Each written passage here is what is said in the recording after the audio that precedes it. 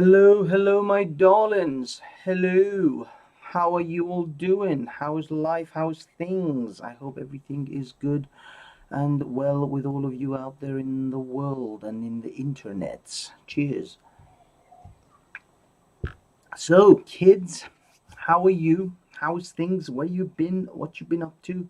It's been a few days. It was about 4 or 5 days, I think. I I went camping and things. No, I've already spoken to you since I've been camping because I came back for the British Lives Matter Ricky Doolan interview. So that's been covered. My God, days are going by so fast. It's unbelievable. Barely feels like it's been 4 or 5 days since I spoke to all of you. Although I have been involved, with all this ethno-nationalist little banters on Twitters. If you follow me on Twitter, you will see the back and forth. But we have news, kids. We have news and drama. Now, I'm not one to get involved in drama. I couldn't even say that with a straight face. Absolutely, I get involved in drama. I fucking love drama. And yes, and here's some more drama for you from the ethno-nationalists. Now, recently I have been kicking the ethno-nationalist ass quite rapidly, and eventually I will get off that. But for now, while the ride is good, let's keep on riding. We're on the crest of a wave here. And what I've discovered is a couple of interesting things about our friend, the right reaction, Mr. Ralph himself from Speaker's Corner. It seems he's no longer apparently part of PA, at least not PA. Now, nobody said he's not part of the right. I mean, how can anyone chuck you out of being a right wing? You just are, and you can be that. Now, people can accept you or not, but you simply are. And we all know that Mr. Ralph likes to consider himself righter than right. But what he is no longer part of, by the looks of things, is he can't bat for PA, at least. And this little video montage made by our good friend Simon from I Hate It Here, that will demonstrate that, or at least sort of exemplify that Mr. Ralph is no longer with us and is no longer part of the PA gang, at least according to the head of and the one of only two members of PA, Mark Collette and Laura Towler. They have both. I mean, I exposed last week, I think on the last time, that Laura Towler has, with no uncertain terms, said he is no longer part of PA, or he doesn't have anything to do with PA. Because he simply hasn't got access to any of the websites. He doesn't speak for PA. Well, I can confirm today that Mr. Mark Collette himself also says the same thing, and in fact, he does not wish Ralph to be part of or speak on behalf of Patriotic Alternative in any shape or form. So let us begin the video of the one that Simon made, I Hate It Here, in regards to Ralph. Everyone thinks it's funny. I'm a fucking meme now. What did you do to me, Brutus? Everyone laughing at me. PWR, mate. I don't know how to handle it. Can I come over to you, Brutus? Can I join 37 Oh, Lacey, don't talk about my wife like that. You can't say this. Me. Listen, mate. Listen, mate, you're not white. You're not fucking white. I know I'm not white. That's why I need to be leader of the white race, mate. In the words of PPP, Ralph, you're wrong. You're brown. It's not your fight, Ralph. It's not your fight, Ralph. You're not white. You're not fucking white. I know I'm not white. That's why I need to be leader of the white race, mate. You got shit skin, mate. Your skin's shit coloured. Can you smell me through the hangout, Brutus? I smell like a tikka masala shit sandwich, mate. Listen, I'm not being funny. We conquered you. That's why you've got a British flag on your head when you wear that hat. We conquered India. You've not even got a country. The Muslims have taken your country. I've got a confession, Brutus. It was a bad day in the 80s. I ate a bad papadom, and that's why Union Carbide happened. All right. That's enough. I'm going to have some breakfast. Yeah. Thank you, Ralph. Thank you, Lacey. God bless. Have a good one, mate, innit? All right, mate. Yeah, I'll wank you off in the pub later, all right? Where you desperately try to get erect. With your flaccid penis and your bottle of Brutus's baby oil. There must be thousands and millions of men on Pornhub who would love to fuck your mother, Brutus. Fuck your mother, Brutus. Does your mother gag for someone to slap your mother in the face, Brutus? Is your mother gagging for slap in the face, Brutus? Is your mother gagging for that slap? Is your mother gagging for slap in the face, Brutus? So anyway, this is getting a bit like sort of lowbrow a bit, isn't it, really? So, right. The brute stream, you really won that one, didn't you? When you talked about wanking off down the pub or whatever it was. Yeah, I know that. I mean, that was a total success. yeah, it was wonderful, wasn't it?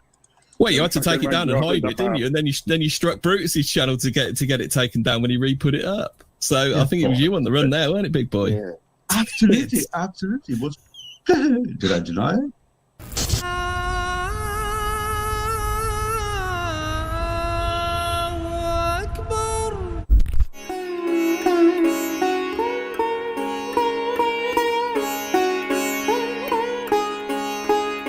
You are competing against the entire dissident right. Just give up. You're never going to win. Just give up. Stop memeing. Sometimes it's the alcohol that's talking through me, but most of the time, this is how I felt. No excuses for the things that I say. It's nobody's fault because I'm doing it by myself. You're offended by what is said, choking on the words I should. Anyway, I think I'm not sure actually is I have to stop because I'm not sure if this music is actually copyrighted. It probably is, and I'm gonna get a copyright claimed on it. But anyway, Is your mother gagging for that slap? Hey, motherfucker, do oh my goodness! But yeah, this video has been edited by. Yeah, no, it's the music. I think I'm probably gonna get copyright claim for that few seconds of video that had that music in it. But hey, whatever. But yeah. So Mr. Ralph is taken out. I believe he is. He's no longer representative of the patriotic alternative, as confirmed by this message here, which I hope you can all see relatively well. No, you can't see it. Can't see it because I got that bloody thing in the middle. Okay, let's take that thing out and let's see. Here we go. Let's bigger it, as they say, bigger it. Can we bigger it? Let's bigger it. There you go. No, unfortunately, biggering it just keeps resizing. This bloody website keeps resizing. Even if I bigger it, it just keeps resizing itself. Never mind. So anyway, either way, we can see that Mr. Ralph himself, Mr. Collette, has confirmed to us all that that Ralph is he has been booted from the community for his drama and for talking on behalf of PA when not authorized. So it looks like he is gone. He is no longer part of the old PA. Now, I'm trying to find, actually, because I did actually post a little segment of footage about Miss Towler, who also... Oh, where is it? Damn it. Where did I post it? Here it is, I think. Disavowal. This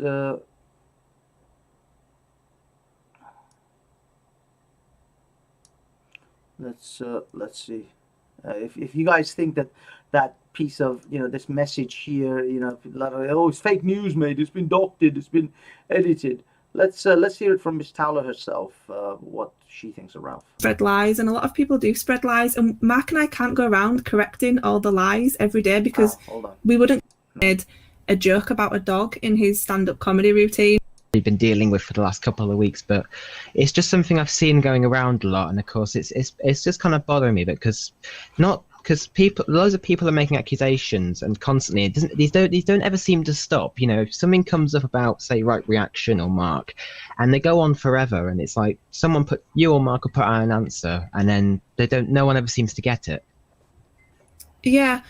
So it's just somebody different every week. You know, there's a new person that we have to disavow every week. Last week it was Dangerfield, because quite a few years ago Dangerfield made a joke about a dog in his stand-up comedy routine. So this apparently means that patriotic alternatives support bestiality, and these are the people that we're dealing with. I just ignore them. This week it's Ralph, and I understand that some people may have some genuine concerns about Ralph, but from mine and Mark's side of things, Ralph is nothing to do with PA. He didn't found PA. He has no involvement with it at all. He hasn't influenced any policies. He has no access to any data or anything like that. He has no access to the website. He's a guy in the nationalist community that some people like, some people don't, but he's not connected to me and PA. So when people are asking us to disavow him, why would we do that? Because Ralph's a grown man. He's not our responsibility. If Mark did something wrong, or if I did something wrong, then PA would issue a statement, but we're not going to be issuing a statement from people who are nothing to do with us, because it's mad. And also, a lot of people can spread lies, and a lot of people do spread lies, and Mark and I can't go around correcting all the lies every day, because we wouldn't get anything done. You know, if we were going around saying Ralph said this but it's not true, or I don't know, Chris said this but it's not true, we just can't do that. If you want to know if something is true to do with PA, then just listen to me and Mark, because we're the only two representatives. But yeah, I don't mind being asked about Ralph, but he's nothing to do with PA, so if people have concerns about him, you will have to go directly to him, I'm afraid. Okay, I think that kind of puts that final nail in that coffin. Now, if anyone's ever concerned about why Ralph constantly bats for PA, I don't know. I mean, you know, he has nothing to do with them. So if anyone anywhere has a go at PA and calls out PA for their bullshit, and then Ralph comes charging in with his white knighting, you can tell him to go fuck himself, because he has nothing to do with PA and he doesn't speak for PA. So there's that final nail in that coffin. I think it's fairly secure to know that Ralph is nothing to do with PA. Don't ever think that when he goes to bat for them that he's actually part of them. In fact, I think he will be probably on one of those first boats for repatriation. Good luck, Ralph. Good luck. You went and batted for a side which will have you deported as quickly as me. In fact, you, me, and every Muslim in Speaker's Corner will be probably on the same boat. That's the problem, Ralph. So as much as you wish to bat for them, they really don't care about you. Okay, now on my Twitter feed, unfortunately, I've got this thing: Scotland Yard willing to assist U.S. authorities investigating Prince Andrew, links to Jeffrey Epstein. That's going to be an interesting one. I bet you someone's going to wind up dead in their cell. I don't know, but I'm guessing someone's going to commit suicide in their cell at some point this year or next year, or possibly a COVID-19. They'll probably die of COVID-19, even though they've got fingerprints of a man strangling around their neck. This is something I saw recently in regards to atheists. And Ali Dawa. Ali Dawa is another Muslim extremist who basically preaches Islamification of Britain. Unfortunately, see, we're fighting on all fronts here, people. We're fighting on all fronts. We've got the Muslims to the left of me and the ethnics to the right. Here I am stuck in the middle with all of you. So here's, before you guys think that I'm just constantly putting my boot up ethno-nationalist ass, here's another asshole from the other side that we have to look out for. This is a part of our religion. There's a reason to it. Yeah, there's a reason why there's a capital punishment, because people like you, little weaklings who leave their religion and cause corruption in the land by spreading it, the capital punishment in Islamic law would be applied to you. We have no doubt, and we're proud of that. Yeah, capital punishment will be applied in an Islamic state. Yeah, not individuals going and doing it themselves like idiots. Yeah, no, under an emir, it is done. Yes, and we, you know what, we'll be watching. We'll be watching, because if you're going to cause corruption in the land, that's going to cause more damage to the society as a whole, because the Sharia didn't come to protect an individual's right. Hey, can I drink alcohol? Yeah, sure. Drink alcohol, run someone over, kill them, set all this kind of chaos. No, Islam says the right of the community is greater than you individual wanting your right to freedom, which is BS. Absolutely BS, yeah? Don't get me started. So it just backfired on you. So there you go. There you go, you kafirs who will spread mischief in the land. Ali Dawa and his sword will be coming at you in order for you to see if you can see the light of Allah. I've been saying it for fucking years. For years that these bastards are liars, and they will put the sword to your neck the second they get the chance. And everyone else, all these liberal lefty fuckwits. No, Islam is peace. Islam is peace. Islam will never do that. You fucking deluded assholes. You absolute delusional fucks that have no clue of what Islam is. And you go around bullshitting yourselves about how Islam is peace. No, this is what Islam will do. Someone like Ali Dawa will come and he will spread his version of Islam. You think what? You think the pacifists' version of Islam is going to be implemented? No, Ali Dawa and his ilk are the ones who will hijack whatever version of Islam you think you're going to get. No, you're not going to get your peaceful Islam. You're going to get the light of Allah. You either see the light of Allah in the reflection of my sword, or you will get my sword. That is the Islam that will be implemented. That is the Islam that has always been implemented. There has never been a true peaceful, hippie-esque fucking Islam. Not in a position of power. Sure, you got the Sufis. You got the Sufis that are like lurking in the background, the shadows of the little stoned out hippies spinning around in circles. But not in the real world, not in the real scenarios. No, go look at the Islamic Republic of Iran, Islamic Republic of Pakistan. Anywhere that says Islamic Republic of whatever, and those who don't say Islamic Republic of whatever, they still will put the sword to your neck. They always do. There is no other version of Islam. This is Islam and its representation. And even this little scum-sucking piece of dog shit who lives in Britain would support the exact same type of Islam that you see in the Middle East. Right here, right now in this country. This is why they want that demographic change. Unfortunately, this is the problem. We're fighting on two fronts. We're fighting the scum-sucking Nazis on the right and the scum-sucking assholes and Islamists on the left. And their enablers, the social justice types.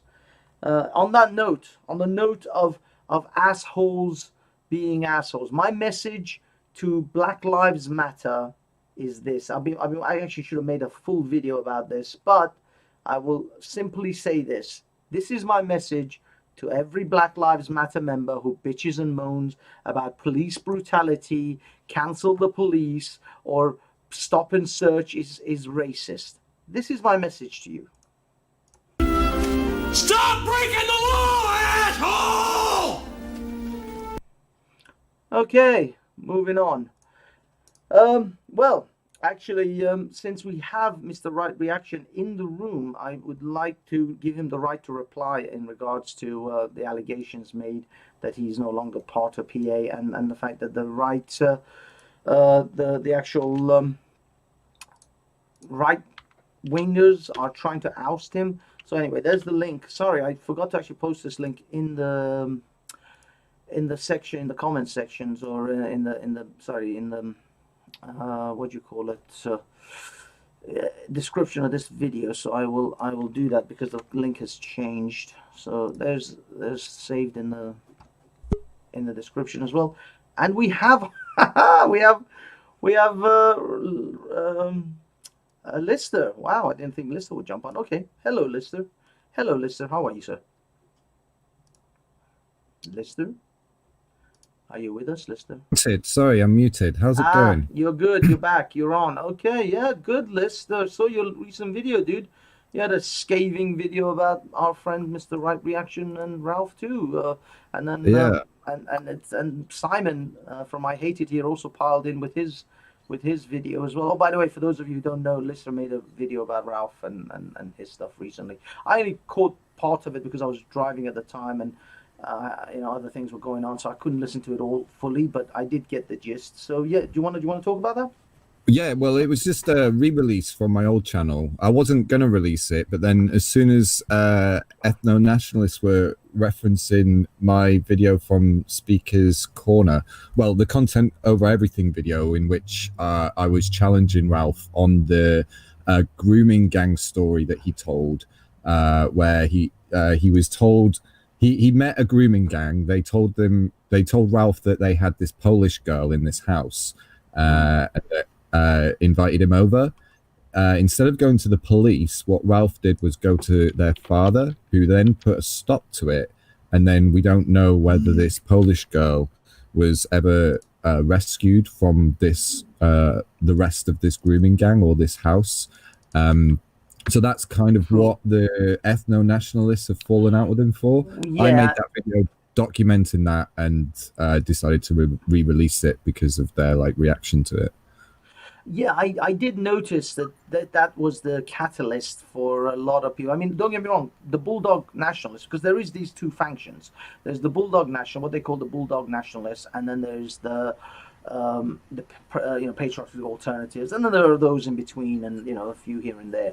But generally, the big two broad, if you like, groups are the Bulldog Nationalists and the patriotic alternative nationalists. Who are the? Tell me a bit more about the Bulldog Nationalists. Okay, the Bulldog Nationalists, I would say the best person to find is a guy called Brutus. He has a channel, and there's a bunch of people that come on his channel. I don't know them individually. I just know that individual who has panels which have other people on there. Yeah, he's just his last video is him saying that he's going away for a bit. He's taking some time off because he can't cope with all the responsibility. If something's said on his channel, it falls down to him. All the kind of backstabbing and bullying and shit. So he's. It's a mess over there anyway. I mean, it's a mess amongst the nationalists. These not the nationalists, but the actual white ethno-nationalists and white supremacists, effectively is what I call them. But yeah, it's a bit of a mess in between those guys, and I don't care what Brutus's feelings are.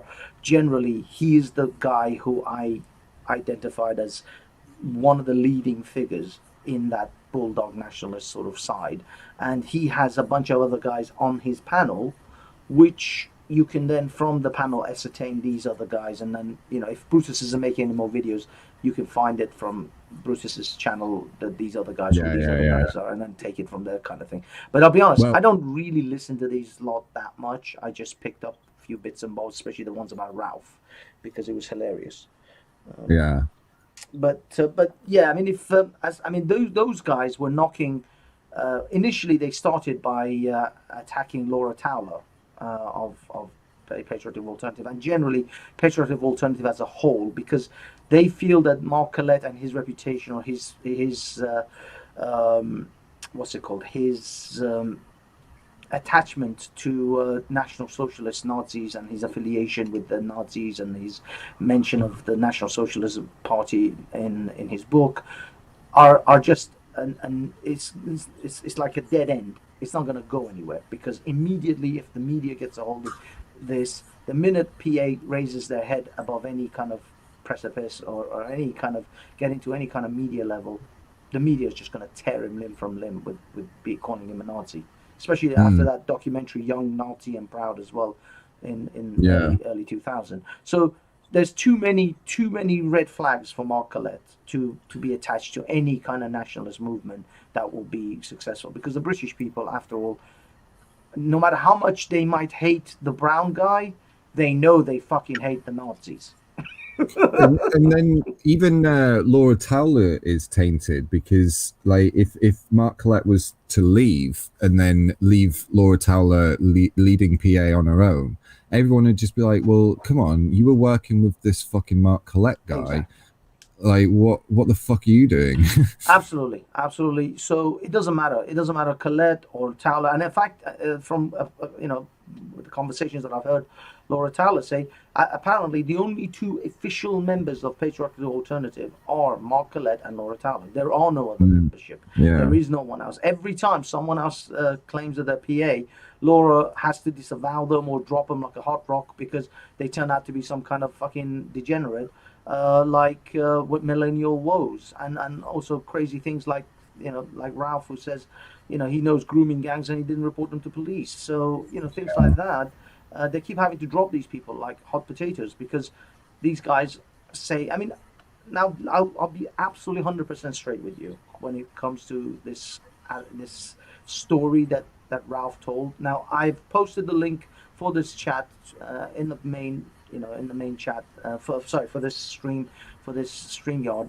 So Ralph, if you have any disagreements with what I'm about to say, you have full right to reply. Jump on, give us your account or your side of the story. But this is my opinion on that grooming gang story that Ralph said. He is lying. The whole thing was made up to give himself some form of street cred. And then he forgot to wrap it up by saying the police came and arrested them or some kind of police ending. And then when the shit hit the fan and someone like you started to actually call him out on that story, that he just sort of pulled out of his ass in a moment of I guess inspiration in front of Mr. Rax's camera, he started to panic that, oh shit. Yeah, he definitely looked panicked on the video.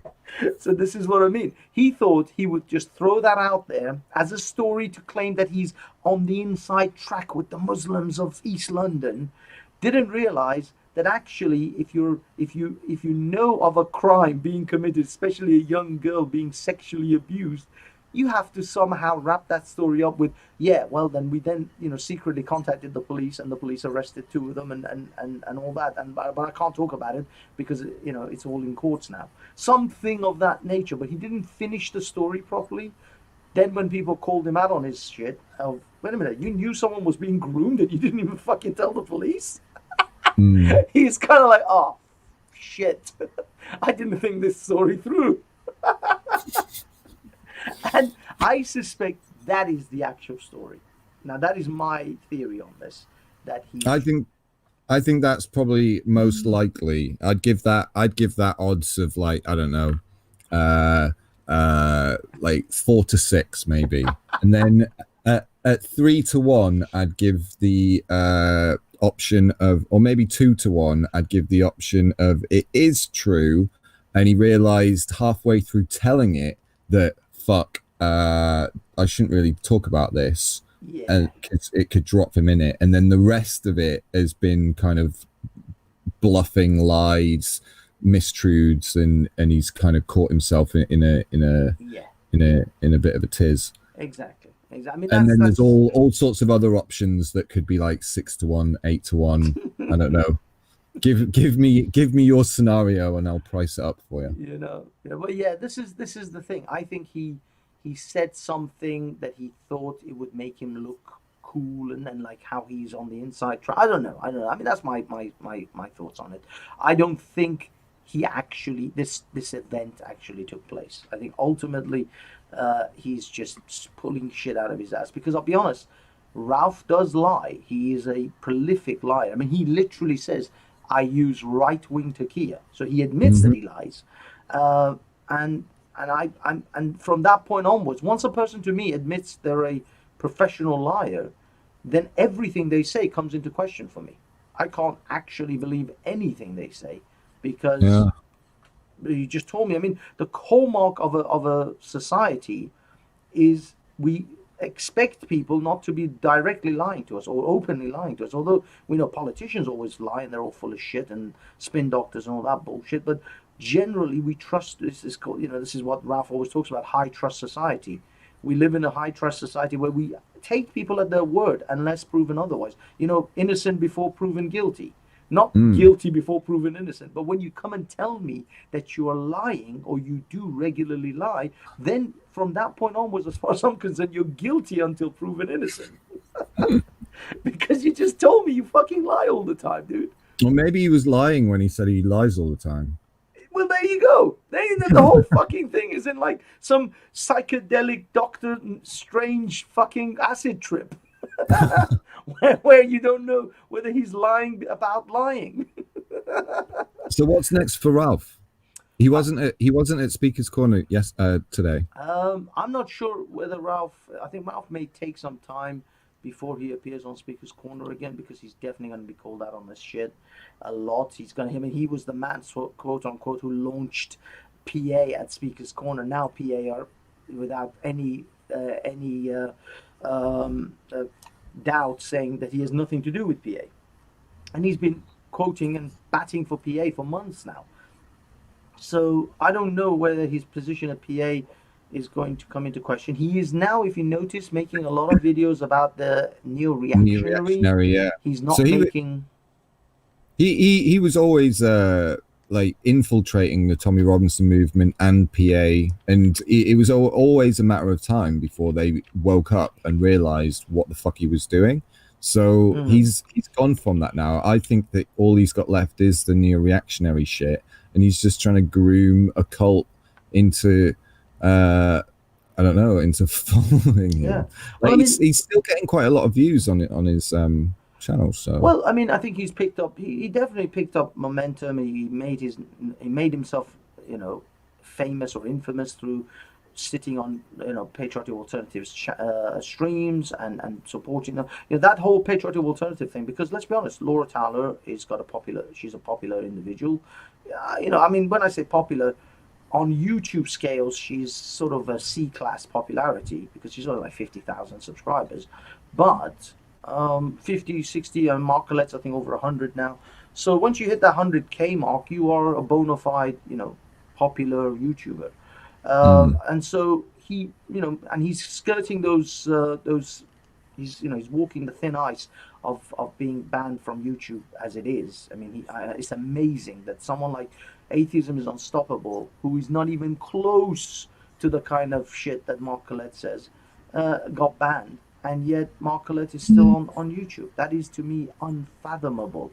But he is skirting that sort of, he's walking that thin ice really, really carefully at the moment. That's why you don't see a lot of videos produced by Colette on that video. He does a stream here and there. He does his patriotic, I don't know, what is this, a weekly review, but he's not, I mean, he was producing a lot more videos than he has been recently.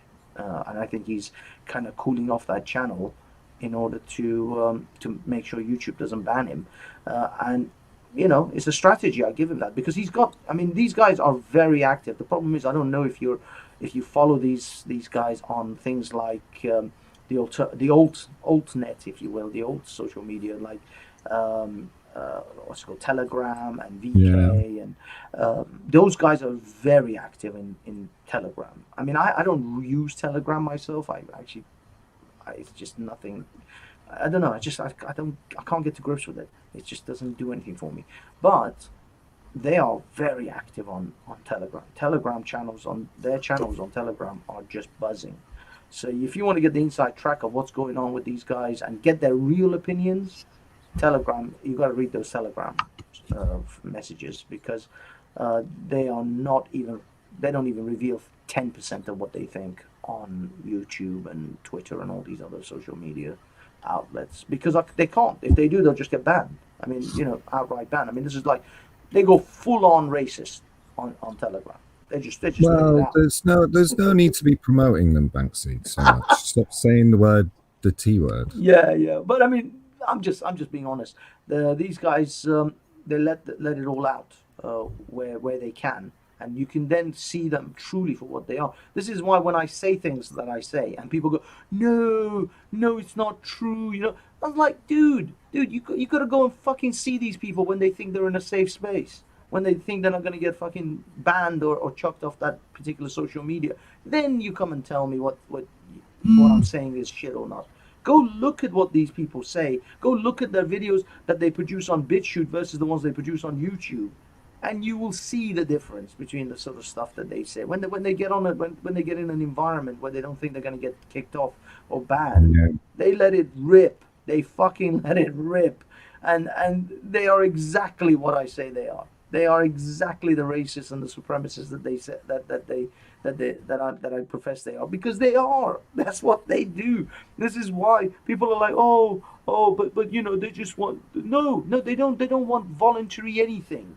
They want as much of a voluntary repatriation for Britain for the non-whites as Ali Darwa wants a voluntary Sharia state for fucking Britain. None the of voluntary these...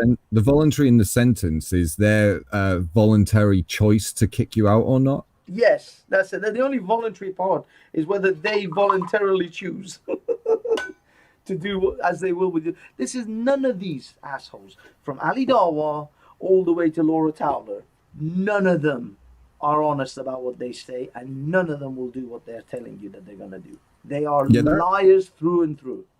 That Ali Dower clip you just showed, I've not heard him talk like that in the park. Of course not. Of course not. He's only get away with that kind of crap at the park. But when he thinks he can get away with it, he will say it. That's why those things get exposed. That's why people like him have to be exposed for the asshole fuckwits that they actually are, because they are. All of them are. The problem is that this is what I've been like screaming at the fucking world, is the assholes are both at both ends of this. They're both at the both ends of this. Every one of them. They're all assholes. Whether they're white assholes or whether they're brown assholes, they're all assholes. But this is the frustrating thing, dude. Listen, for the most part, you and I do differ. We have no. There's no. I'd say for the most part, we don't differ. It's just. I mean, what do we differ on? Well, this is what I'm saying. I'm saying on some, not most. I apologize. On certain fundamental things to do with the socialist and capitalist ideas, No, because I think you're like me. You want a mixed system at the end of the day, don't you? Of course. I think And so do I. So as long as we can see that as a kind of base that's our understanding. So let's work out what that mixed system looks like and stop fighting over capitalism versus socialism. But the problem is, this is the problem, listen. Most of the people who would side with you initially, or at least before they maybe figure out all your ideas, is those Black Lives Matter types who are talking about how capitalism is evil. By the way, those right wingers, those fascist PA types, they also think capitalism is evil too. This is the irony. They also hate capitalism. They're not a fan of capitalism. In fact, Ralph has said many a times that GDP should not supersede soil, blood and soil, and the ethnicity of the country. So yeah, but you can't quote Ralph when you've just said that he does right-wing takia. Of course, I know. But what I mean is, it's not just him. If you listen to the other guys, the Brutus lot and all the others. Oh yeah, for sure. But Ralph isn't PA though. Ralph is something different. And neo-reactionary just wants corporate supremacy. Well, so at the moment we have a mixture between democracy and corporatism, or a mixture between democracy and capitalism, which turns out to be this weird corporatism where the corporations have more control over our democracy than the people do. So basically we're on a trajectory towards neo-reactionary to have that full control by corporations as opposed to half control. Yeah. Well, I mean, yes. I mean, that's actually a hallmark of fascism as well, where you get a corporatocracy. Yeah, for sure. So that's why it's deemed as still in the fascist kind of section. Yeah. I mean, it is. And I'm not gonna deny it. Anyone who has money and power, be it corporations, be it individuals, they're going to want to solidify and permanently place themselves in a position that their money and power will never be threatened.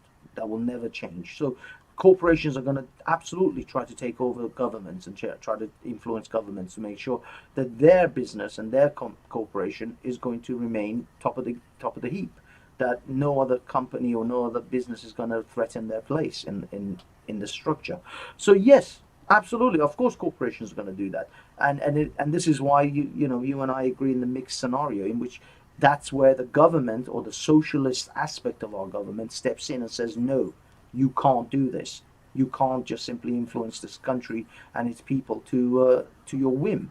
So yes, the social aspect or the government aspect of our society has to step in and be the sort of referee in this game of capitalism, and keep things even and keep the game, flowing. But when the corporations buy those politicians and influence those politicians, and then the government is no longer a fair play referee, then what do you do? Then you're screwed. But unfortunately, the solution from the left is, scrap the whole thing and go straight to Marxism. It's not. No, it's not. Oh, come on. What's Black Lives Matter's agenda? But you're saying that Black Lives Matter are now representative of all the left. That's just absolutely not the case. That's what Black Lives Matter want. But there's a whole nother section of XR who want something slightly different. There's a whole other section of communists who want something slightly different. There's lots of different, and there's the Labour Party who want something different. So like to just lump the left as like they just want to smash down the system, I think that's unfair. I think for me personally, I want to completely revolutionize our democracy to a proportional representation, something that the Tory party uses in its own internal voting elections. So if it's good enough for them, surely it's good enough for the rest of us. It's exactly what they have in European countries, and it allows for people with more extreme views to have that say. So you will get more UKIP members, and you'll also get more Green Party members, instead of what we have now, where it's like one MP for 800,000 votes, for one Green MP for 800,000 votes, and it's something like one Tory MP for something like 40 or 50,000 votes. So it's just there's not a fair representation for the actual makeup of beliefs and ideologies within our society. Sure, I mean, I can definitely agree with the current voting first past the post system that is far from proportional representation. If we could adopt even the European MP union elections, the MEP elections, that's a proportional representation system. But what's the game plan here, Lister? Like, what is your 10-step process to get Britain from this current first past the post system to a proportional representation system? I mean, where do you even start? So first, it is I don't know, like maybe it just needs to get so bad that then people realize that the system does need changing, especially our democratic system. We can't just carry on allowing corporations to get bailed out for billions, and for the taxpayer to pay for it with their social services and through austerity. Sure. No, look, nobody, but you're way off to the other. You're out into the woods with this. The first, as I said, how do we change? I'm not talking about what the corporations do or don't do. How do we change the first past the post system to a proportional representation system? What do we as individuals and as a collection of people in the nation, in Britain, can we do to actually press the hands of the politicians to change the system? Because at the moment, like literally, I don't even have a 3-step plan, let alone a 10-step plan. I don't even know what is the first thing we should do as a collective to be able to force the government of this country, or force the political system of this country to change its core system of the electoral system. I mean, this goes right to the root of British democracy. Here's one thing that we can start doing is just get 3.5% of the population to all agree that something needs to happen, and then once they agree and want to do something about it, that's all it takes to do something about it. Everywhere in the world, it's only taken 3.5% of their population to make critical and effective change within their society. So we just need to talk to each other. Huh? So you just need 3% of the British population. 3.5% of the population. Let's round it up. And then if we get 3.5% of the population, what's that? That's well, what is it? 70 million people in the country. Let me see. Hold on. It's probably about 2.5 million. Yeah, I think two. Let's say 3 million as a rounded number. But so we need 3 million to all agree that we need political reform to reform our democracy, storm parliament. Okay, so 66.65. Yeah, okay, we got 66.65 million people in the country. I don't know if it's 3 million. Let me see.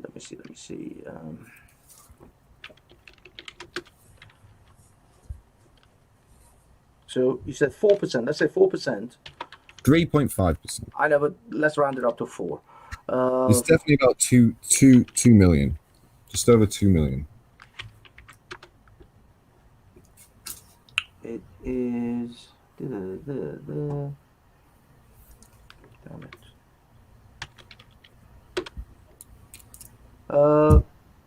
Yeah, 2.6 million.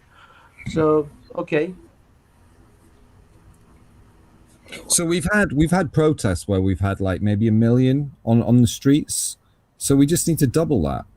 So things need to get double as bad as they were when we had 1 million people on the streets, or they have to be twice as informed, so more people are aware of the shit that's going on. Sorry, I don't think that's. I think I've got this wrong because I think it's coming out as. Let me see. I think it's actually coming out as more than that. Why is it? Because I've got here. No, you're right. Sorry, 2.6. But it's okay. It's 2.3 million for 3.5. 66 million in the country. Yeah. Yeah. Say 66. It's actually 66.65. But let's round it down just to that. Well, it's 233,000. Sorry, 2,332,000. Okay. That's all we need. So. I know YouTubers who've got more fucking followers than that.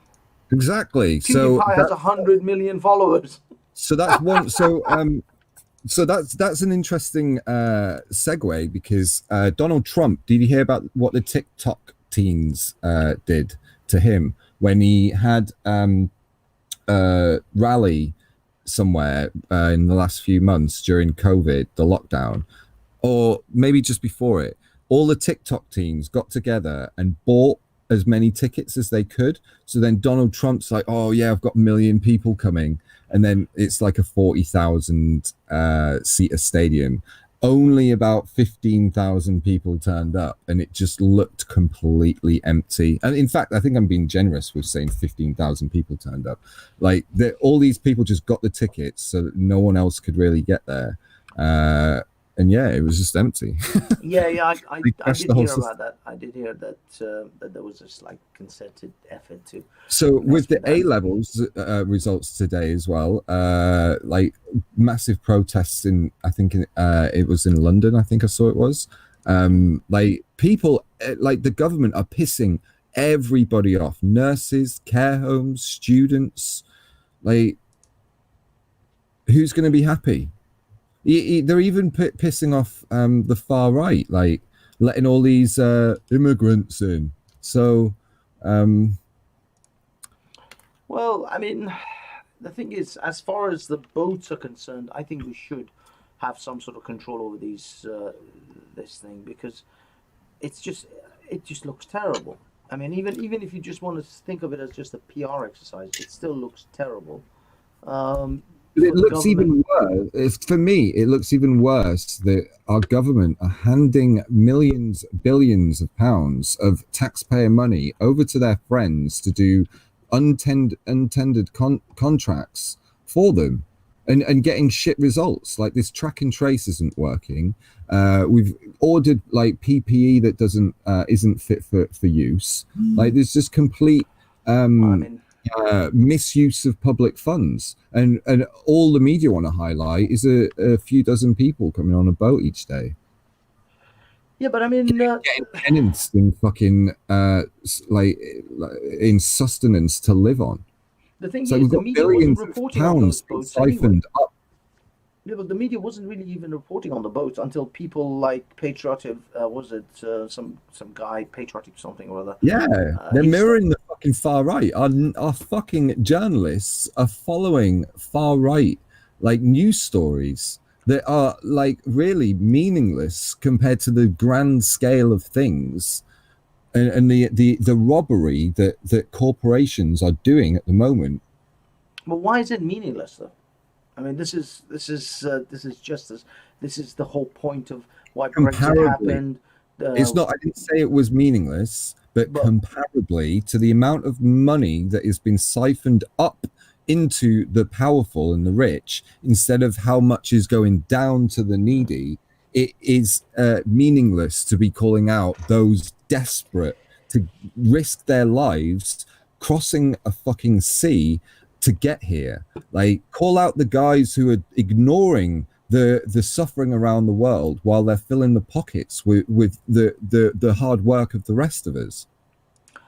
I don't know. I mean, I find it's because the thing is, when you're talking about these funneling money or the corporate corruptions and things like that, at the moment, I don't see the government really being able to do much in that way, unless we have to. I don't know. I just don't see the government being able to actually take reign of those guys whilst we're going through this COVID business. We got this. I mean, the country's going to go through some serious hurting in the next. So few when years. is the best time? It's just that I don't think the government is going to be able to actually tackle it at this point when they're trying to deal with all of this other COVID fallout. Okay, so give me a point in history when it would have been a good time, because there must have been a good time to do it. Because if there's never a good time, then the time has to be now, so then we can get the worst time over and done with for a better and at least a little bit fairer future for the rest of us. The thing is, I think that we can't depend. I mean, as you said, that this current first past the post system of government and this sort of situation that we actually have in this country, where the people can't actually elect the kind of MPs that they want.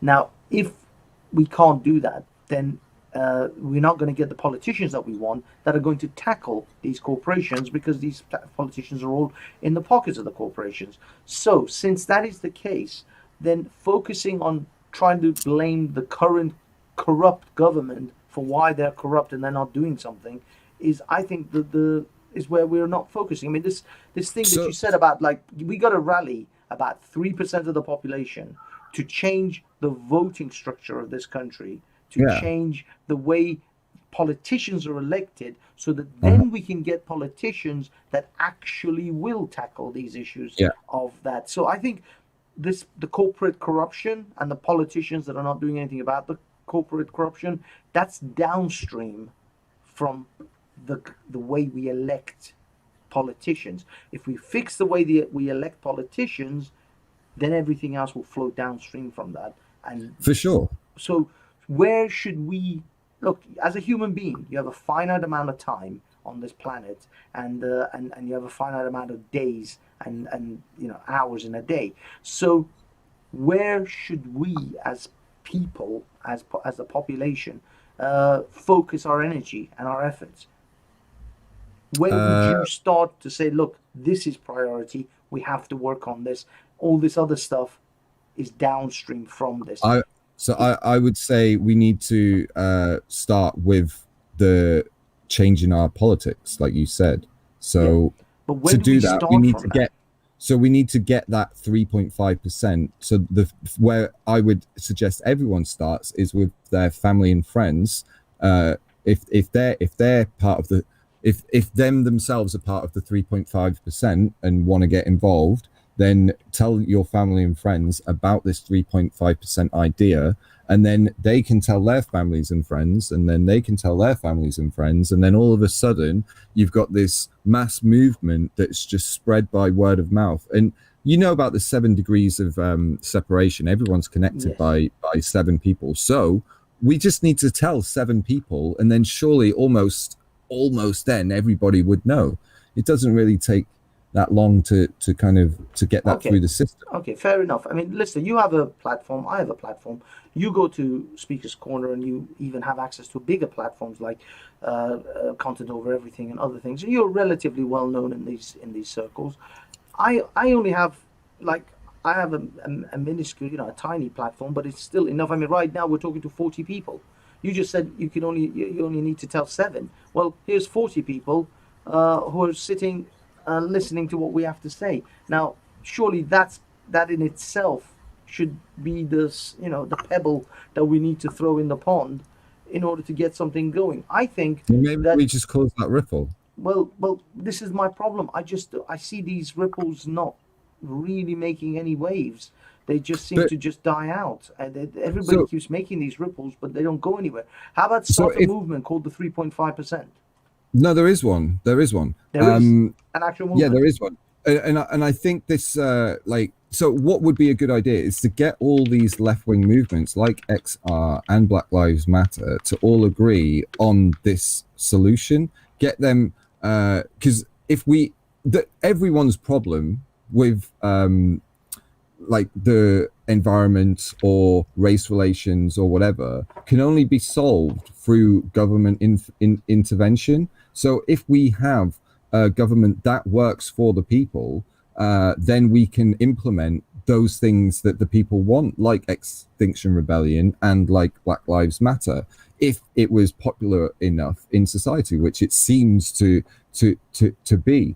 So if we just agree to kind of change the politics, change our democracy, get everybody involved on that first, and then we can fix the environment, race relations, and everything else. Then hey presto. Well, this is the thing. I mean, right now you just throw in another aspect of politics, which is controversial sometimes, which is the environment problem. Now, you see, this is the problem. I think it's not controversial when 99% of scientists agree that it's not that. It's not that. What I'm saying is, it's not controversial. I think you start to spread yourself, and this is the problem with all of these movements. Just let me get this out. I think, fine, you agree. I agree that there is a potential, I know what you're going to say. I'm trying to unspread the issues by saying, hey, you guys over there who care about the environment, I'm with you. You guys over there care about race relations, I'm with you. You guys care about education, I'm with you. But we can't change these individual things unless we get to the root problem, like you were saying before. And the root problem is our democracy. Okay. So why don't we all work together to fix the root problem first, and then with that root problem fixed, we're more likely to get our individual environment, education, and race relation problems fixed. That's it. I mean, the thing is, I just googled the 3.5%ers. It didn't come out really well. It says the 3%ers are also styled as 3%ers, 3%ers, and 1, 2, 3, dash percenters are an American far-right militia movement. No, that's not the same thing. And parliamentary group. The group advocates gun ownership, rights, and resistance to the U.S. federal government. Holy shit. That's not the same thing. I just put in 3.5% and something came up from The Guardian. That's what I'm talking about. I don't know what you Googled, but that's more on you, mate. What did you Google? I Googled 3.5 and then the word percent. Or percenters, actually. No, it's not a percenter. Yeah, it's 3%ers. Yeah, that's a different thing. 3.5 percenters. It's 3.5. Yeah, I put 3.5. Now I put 3.5 with the percent sign, and that came with the rule. The 3.5% rule how a small minority can change the world. That's a BBC article. That's it. Now, the thing is, though, is this actually an organized movement? Is this a movement that is actually in place? Do they have some kind of website, charter, and so on and so forth? Are they actually an organized group, or are they I haven't looked into it too much just yet, but I have seen a lot of people on Twitter with 3.5 after their like name. Do you know, like they had FBTP or whatever it was? Yeah. Pro EU or whatever. It's like another one of those. I'm with you. So they're not an official group, though. They're not an official. I'm not sure. They might be. I mean, to make it official would be, I don't know. This is the problem. You see, this is my concern. Is exactly like the BLM problem. Initially, someone says, "Look, stop killing black people," or stop, shooting black people in the streets of America, because we feel, Black Lives Matter too. And then it became the BLM, the Black Lives Matter. And then they have a website, and it's all about Marxism. And then everybody starts calling out, oh, they're Soros paid, they're Marxists, they're communists, they're blah, blah, blah, blah, blah. And then that's it. That whole movement is now tainted. And people are like, fuck these guys.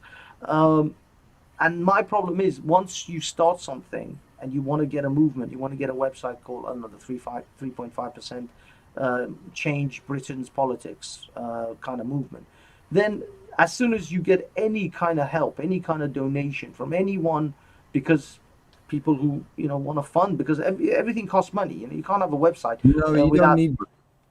Absolutely don't need money. Everything that I've done on my channel so far, and for the past 2 years, I've received £2 for. That's the amount of money that I've made. You want to have a website, you want to have a domain. The domain, if I just to buy the domain, depending on if it's available or not. You pay, everyone has a job. You just pay for that yourself. I know. Like we need to change the idea that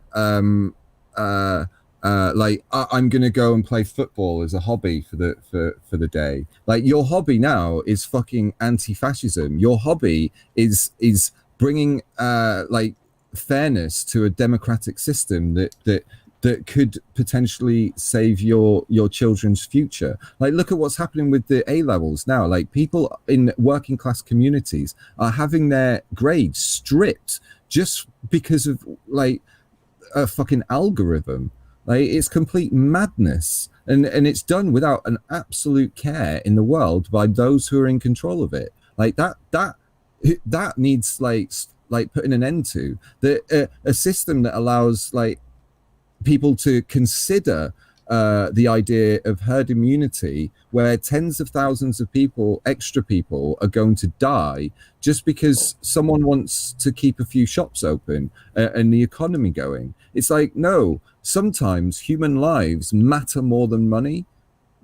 Okay, just bear with me 1 second, Lister. I have 2 more people who want to come on. Just before I bring the people on, I would like to take a small, short commercial break in order to shill my shit, because capitalism and all that. Who are we shilling today?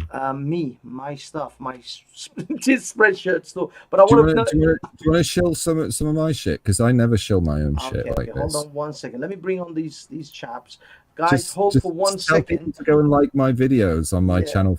No worries. Give me 1 second, and I will shill whatever shit you've got. But for now, basically. I've just alerted you. I've just reminded you that Lister got donated £2. I need to start shilling. So this commercial break comes to you by the Banksy style spreadshirt store. That's right. Buy my shit. Are you in the COVID situation? Have you lost your job recently? Are your kids struggling to be fed? Well, fuck all that. Buy some of my shit. Because my shit is much more important than feeding your kids. So, yes, and we have some new little logo that somebody made for me that was wonderfully kind of them. And it's a bit funky. It's a bit psychedelic. It's a little bit funky colored. Buy them. By the way, you can also see I'm also sporting some of my own shit myself tonight. As you can see, this is my shit. Look at that logo. That's right. We got caps. We got t-shirts, people. We got t-shirts. Exactly. And we also have beanies. But anyway, go to Banksy Style store, link in the description or in the underpants section below, and you will find my shit. Forget feeding your kids, forget wearing clothes. In fact, throw away your clothes, buy my clothes, because those are better clothes to wear than the clothes you already have. Throw away your shit, buy my shit. Thank you for listening. And I suppose I've got to put some. What's your commission per item? To be honest with you, I have no idea. All I know is so far I've made £5. So I can buy a pint. It's YouTube business is real tough, isn't it? It's fucking impossible. If I was to survive on YouTube money, I would literally be homeless and starving. Forget this. But I actually quite like some of these new designs that we did, so I wanted to promote them. What have you sold? A cup. I mean, apart from the stuff that I bought myself, which is a cap, a T-shirt, and a beanie, I've sold, because they don't give me commission for those. If I buy them for myself, they don't give me a penny. I have to just pay for. Do you get a discount? I do. I did get a bit of a 15%. So that's your commission, yeah. I suppose. Commission's they didn't, but the 15% discount, other people get it as well. At least you used to until the 15-day expired. Now there is no more discount. Do they do the bib in adult sizes? Because I'm a really sloppy eater. Yes. And I was wondering about the baby romper suit. Do they do that in large? As far as I know, they're only baby sizes. You may have to buy one for each leg. Yeah. You've lost me. But they do. Yeah, there is a teddy bear. There is, cups and mugs, and there's someone who bought. In fact, I can tell you who bought it because she posted it on her Twitter channel. Mrs. Banksy, my gorgeous darling Mrs. Banksy. She bought a cup and a bag. The thing is, so none of your actual fans have bought anything. Your Mrs. partner Banksy is my fan. she's also my missus. She's my fan and my missus. I love her. So you've sold nothing? I've sold 2 items. But one thing I will say, the design that Mrs. Banksy got, literally it is the only one in existence now, because after she bought those 2 items, they banned me from selling those 2 items, that particular design, because it was an original Banksy. And I just altered it slightly. I didn't alter it enough. So I just took out the little rat sign that had an A in it for anarchist, and I put BS in there. Now, they made that order for her, they sold it to her, and then they blocked that design on my site for copyright purposes. Copyright? Yeah, because it's an original Banksy. It's an actual Banksy. Oh, right, okay. It's an actual Banksy with my BS inside. Yeah, okay. So when you're saying actual Banksy, I'm still thinking that you're talking about yourself. No, but yeah. no, the real Banksy. not my fake ass. The actual Banksy. So could they get into like massive amounts of shit for that if you Well, I did alter it because I took out the sign that said anarchist and I put BS in there, so it had my logo. Okay. But it was too much like the real Banksy. But the ones I'm wearing now, I've actually inverted the color from black to white, so the little rat, instead of being black, is white. And they let that one go because it's. Can I just clarify something here? So what you're saying is that Banksy the anarchist has got his corporate lawyers to come down on you because no, of Spreadshirt. Copyright? No, Is that? I think Spreadshirt did it, not the actual Banksy himself. It was just Spreadshirt. They just said they didn't. They didn't even tell me why. They just took the design. Oh, right. Yeah, once they realised that they've just printed a copyright image, they would have realised that that's illegal for them to do that. Yeah, I think so. I think so. But it was too. I mean, it was altered, but it wasn't altered enough. The other ones, I've got the other rat, the same rat, but I've altered it so much that it isn't comparable with the original, and so they let that one go because that's. They've clearly been altered way more than just a little bit. But the first one was. But what I want to tell you is that Miss Banksy has a pair of a mug and a bag that is 100% unique. No one is ever going to have that. because it's never going to be printed again. So she has a couture Banksy style merch. Anyway, guys, I've got atheism, beyond atheism, and Ned. Hello, Ned. Hello. I see Good you evening. changed from your Chinese flag or the communist flag actually to is that Mao? Yeah, I'm going through a Maoist phase just at the moment. Yeah. I'm with you. Okay, so getting back to the original concept of the 3.5 percenters and changing the British political voting system, is this a viable aspiration? I think I'm surprised that Lister hasn't sort of brought this up, but surely Brexit is going to go tits up. It's going to go terribly wrong. Yeah, and it's going to make the recovery like non-existent, even worse.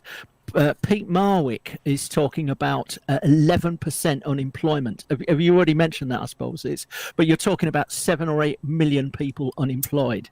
Is that right? It's a huge number of people unemployed. Now that will lead to an enormous amount of discontent, an enormous amount of poverty, and they'll probably have to go to some form of austerity. Now, maybe universal basic income. If they have the money, but you see, the thing is that they've emptied the pot, Lister. But we have $33 trillion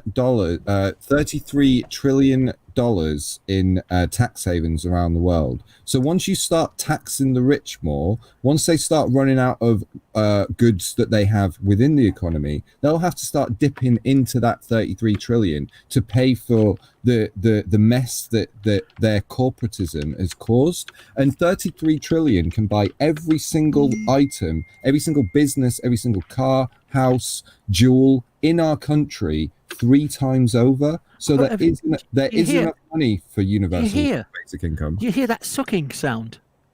Do you hear that sucking sound? That's the sound of investors fleeing, getting their capital out of the country as they hear you say that.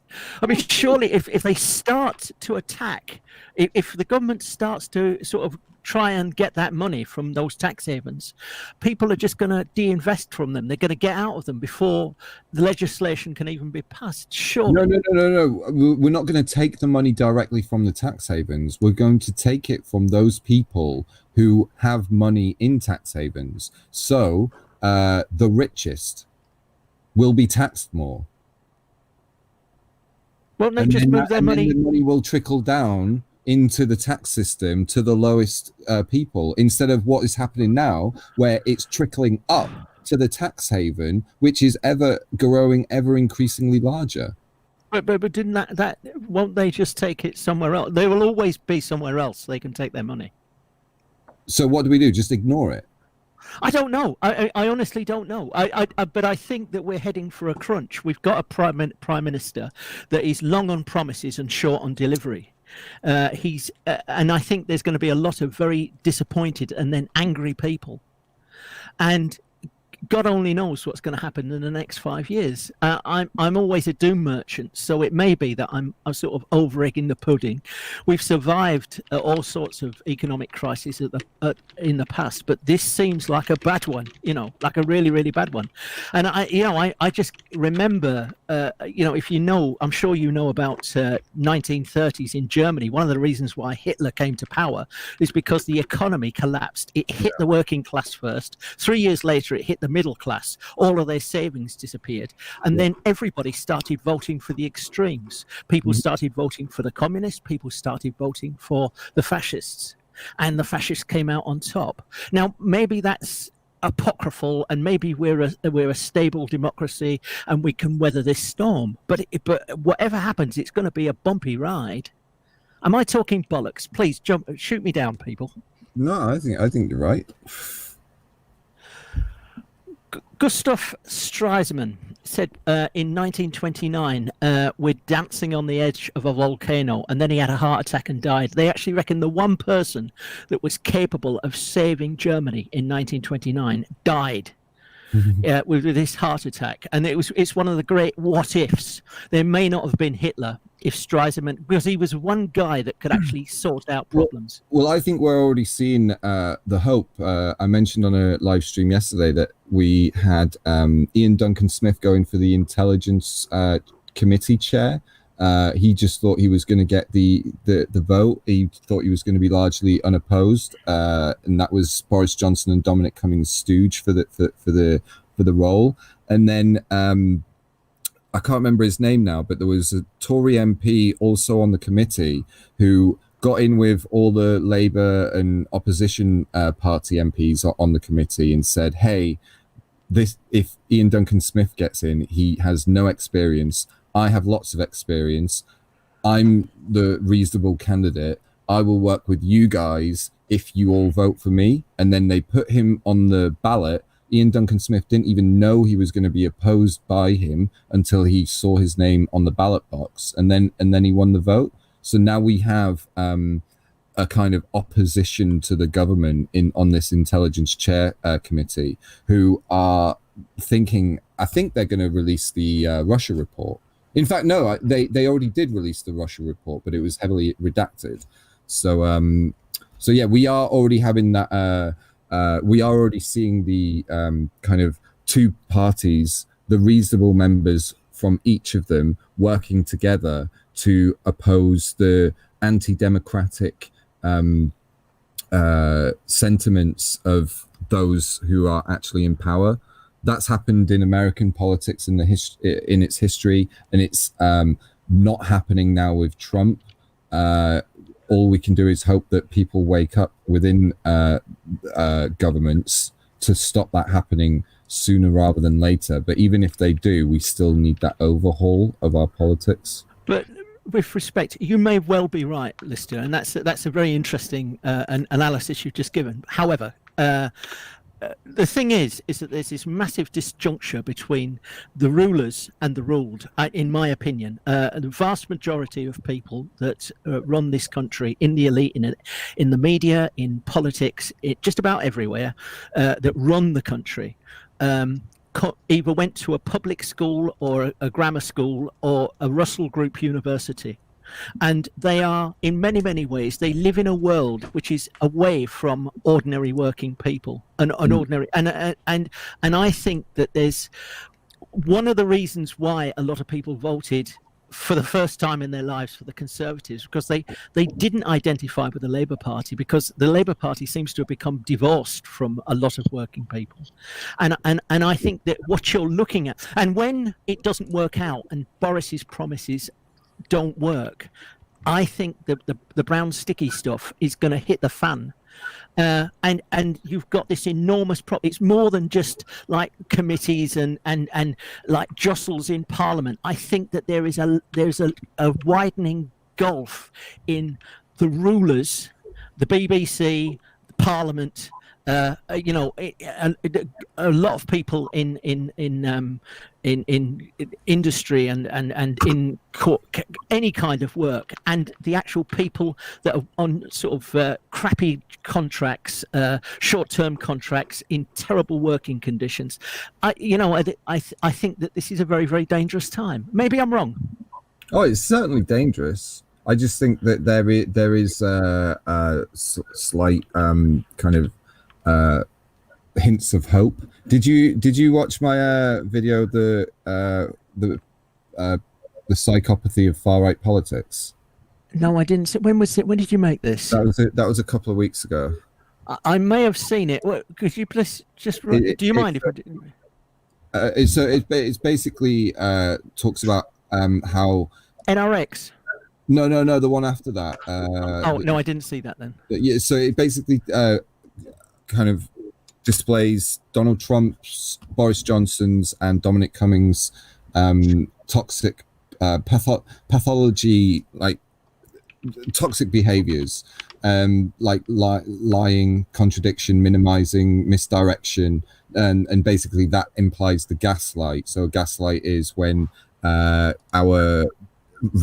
you deny someone else's reality and make them believe that they're losing their sanity because of it. Yeah, it's based on a play called the Gaslight, isn't it? Yeah, where the husband changed the gaslight to and denied that the it was happening. Yes, he was gassing her, and yeah, I could smell Well, gas. he He was changing the gas for the actual lamp, because back then lamps were gaslit lamps. Altering it to make her think that she saw the light dim and come back up, and he's like, no, I don't know what you're talking about. Yeah. But he does it with like all sorts of different like manipulations, even going as far as telling her that her mother was mad and put in a mental hospital, just to kind of like dig it right deep. But yeah, so we're basically being gaslit as a society, where, as you say, we're both sides are being sent to the extremes, communists and fascists, and they're basically. Is it happening? Is it happening yet? Are you not jumping the gun? Is that happening at the moment? I don't. It kind of is in America, where you see like a kind of civil war between populations and authorities and the far right figures, especially in Portland and Washington. But you've got so yeah, if you look at society as a brain, and it's, you've got the far left and the far right kind of shouting at each other, arguing with each other, questioning each other's reality, while the psychopaths in power are just using that distraction to kind of extract as much wealth and power from the system as they can, to assert more control and more domination over the population. So the video goes into how that's been happening for the last like 50 years. So and obviously Tony Blair's not like clean of any blame for this either. So we need to kind of think about the mental health aspect of where we are as a society because of the way we've been gaslit for so long. We also need to think about the kinds of people we want ruling over us. Do we want those psychopaths whose traits are lacking in empathy, pathologically lying, and all sorts of other toxic kind of characteristics and behaviors? Like, or do we want to assess people for their suitability for a role that will require lots of empathy? For times like in a COVID crisis, we don't want someone suggesting that herd immunity is a viable option just because you want to save some money and keep the economy going. It's like we've had the slowest response to the COVID pandemic, and yet we've had one of the most deaths and the worst recovery. So this herd immunity is just absolute like nonsense. So. Yeah, hey, I wanted to come in quickly. I don't know if you're going to find this interesting. I wanted to put it to you guys on the left because I find this interesting. I don't know if you might find it useful. I think you should find it very useful and very helpful, but I've not really seen this discussed in this way, but you might already know this. So I just wanted to put it out there and you can go back to this topic, but it's related to what we're talking about, right?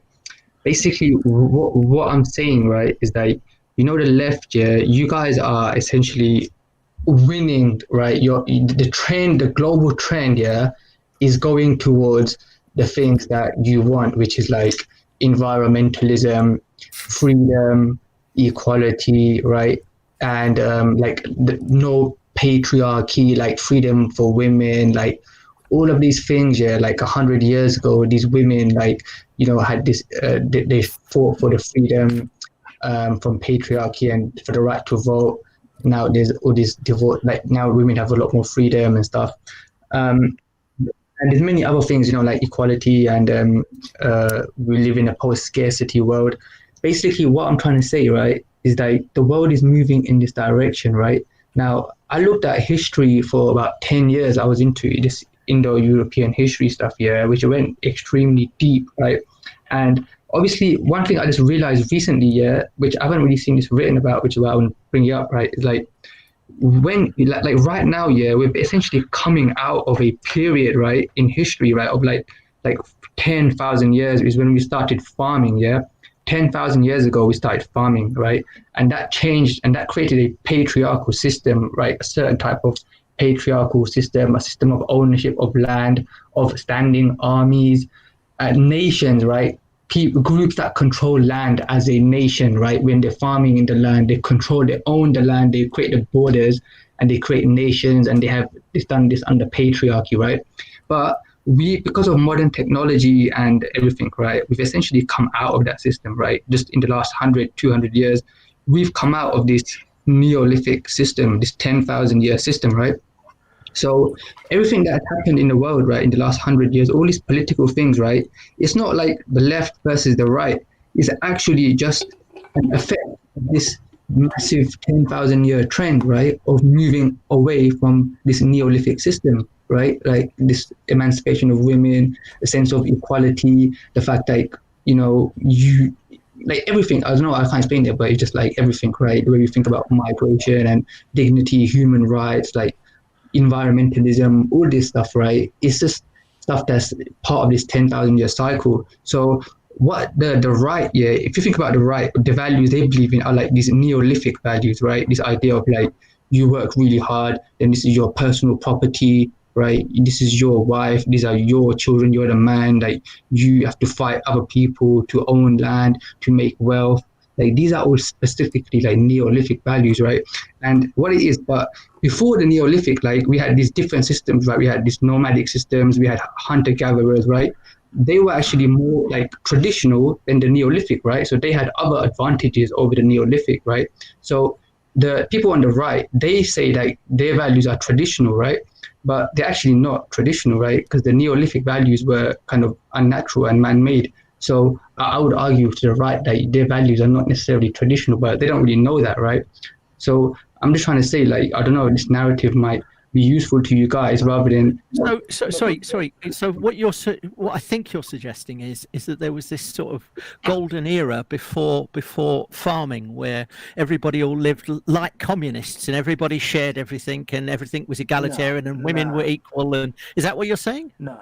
He's saying that there was before the Neolithic sort of era of farming and owning, or at least segregating land in order to use for farming purposes, we were nomadic and more hunter-gatherers.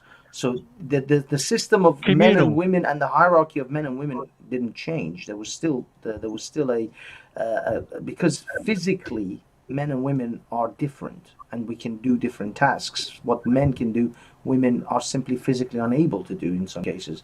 So we lived in a more nomadic hunter-gatherer mode, which is what Beyond Atheism, if I'm correct, is saying that was the traditional way of living, and the Neolithic was actually a modern or a bastardization of, well, it wasn't even a bastardization, it was a new way of living. Now the right-wingers think going back to Neolithic type of living with farming and that type of mode or that type of mindset, they think that's traditional, whilst according to Beyond, if I got this right, that isn't the traditional. It's hunter and gathering and nomadic system is actually the original, the OG of the way people lived. Am I right here? Yeah, probably. Yeah, in a sense, I don't want to go into details like this system because we don't know everything, right? I don't want to talk about it because it's going to be a lot of speculation. But in general, yeah, that's what I'm saying is like. But the thing is, our history was written, it only goes back to like a few thousand years, right? So all cultures around the world, all our cultural history around the world is still based on this like patriarchal Neolithic society, right? Of like owning land and having personal wealth, right? Like stuff like that, competing and fighting in wars. And because this is in the collective memory of every single culture and society, and we know that every other culture believes in that, right? And we have nothing outside of this thing, we just think this is the absolute truth, but it's not. This is what I'm trying to say. And but surely animals are territorial, and exactly. Like apes, they'll fuck each other up if they get a chance. They hunt in groups, and if they come across somebody from another postcode, they'll batter them to death. Yeah, I mean, same as tigers and lions. Lions, different prides of lions have their own territories. Crocodiles are territorial. So you know, to say that human beings were not territorial.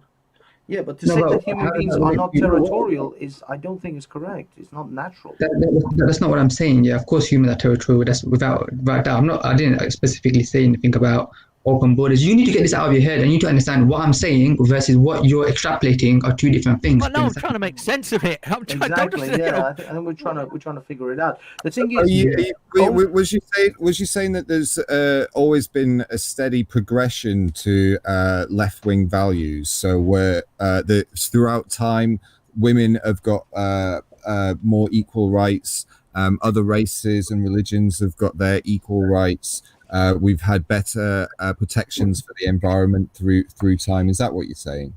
No, what I'm trying to say is that it's like I was just basically trying to. I'm not trying to say like that I know about history necessarily. I'm not saying that we know, because it will be speculation, right? But what I am saying, what I do know that I'm putting to you is that we are. Like, I don't know, maybe we disagree, but that's just the point I want to talk about. Is like we are moving through because of modern technology and the fact that right now humans across the world can talk to each other from different countries, right? Like in the traditional society, you couldn't talk to a French person, right? Like, or if you're an English guy, right, you're not talking to a French person or Indian person, right? So if your government says that country is bad, we have to fight them, you're going to believe them, right? And the person at the bottom, he didn't want to put his life on the line to go and fight in the war, yeah?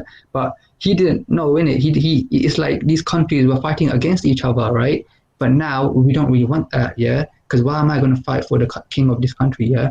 And it's like, I can speak to a guy from France because I've got internet, yeah? I can just talk to him, right? If something happens, if the government tries to fuck me over in this country, I can try and go online and post it and try to get other people to say, hey, you know, why are those guys doing that? Because other countries might say, hey, the public in other countries might say, you know, if they attack this guy, maybe our government's going to attack us, maybe we should. Like now, instead of having countries fighting each other, it's easier to have people in different countries fighting the elite. Do you get what I'm saying, right? Because in the old days, you couldn't do that, right? It was of technology. So it was like everyone was in their own country and the countries were competing, with the kings were competing against each other. They said all of this, they said all of this in 1914. The syndicalists, the French Union said, we're not going to fight with Germany. As soon as the war started, it all went by.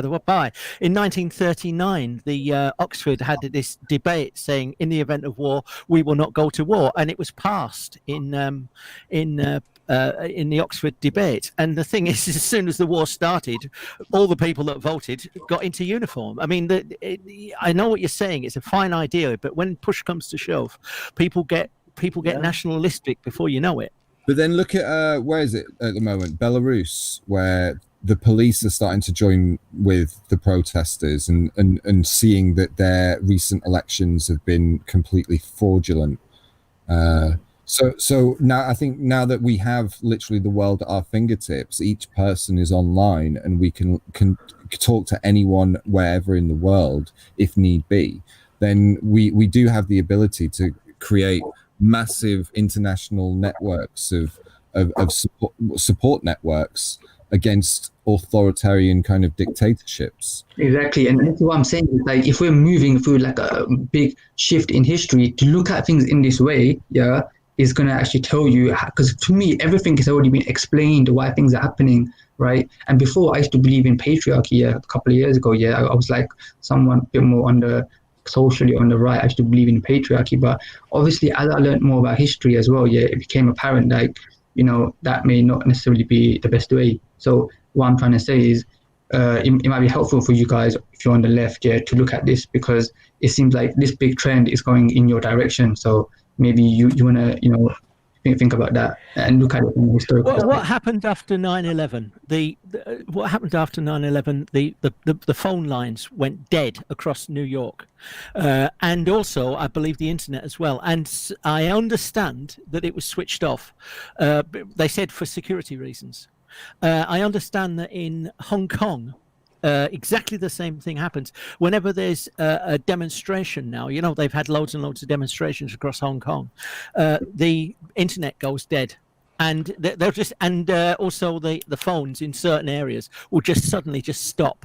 Well, yeah, and it's a very, very easy thing for them to do. The thing is, turn it off. This is exactly what the British government did when there were the London riots a few years back. They actually had to they didn't turn off all of the internet, but what they had to do was get BlackBerry, because all these protesters were communicating over BlackBerry Messenger, to allow the government to actually have access to the BlackBerry Messenger, or effectively be able to hack in order, or actually no, at some point I think they actually took it down.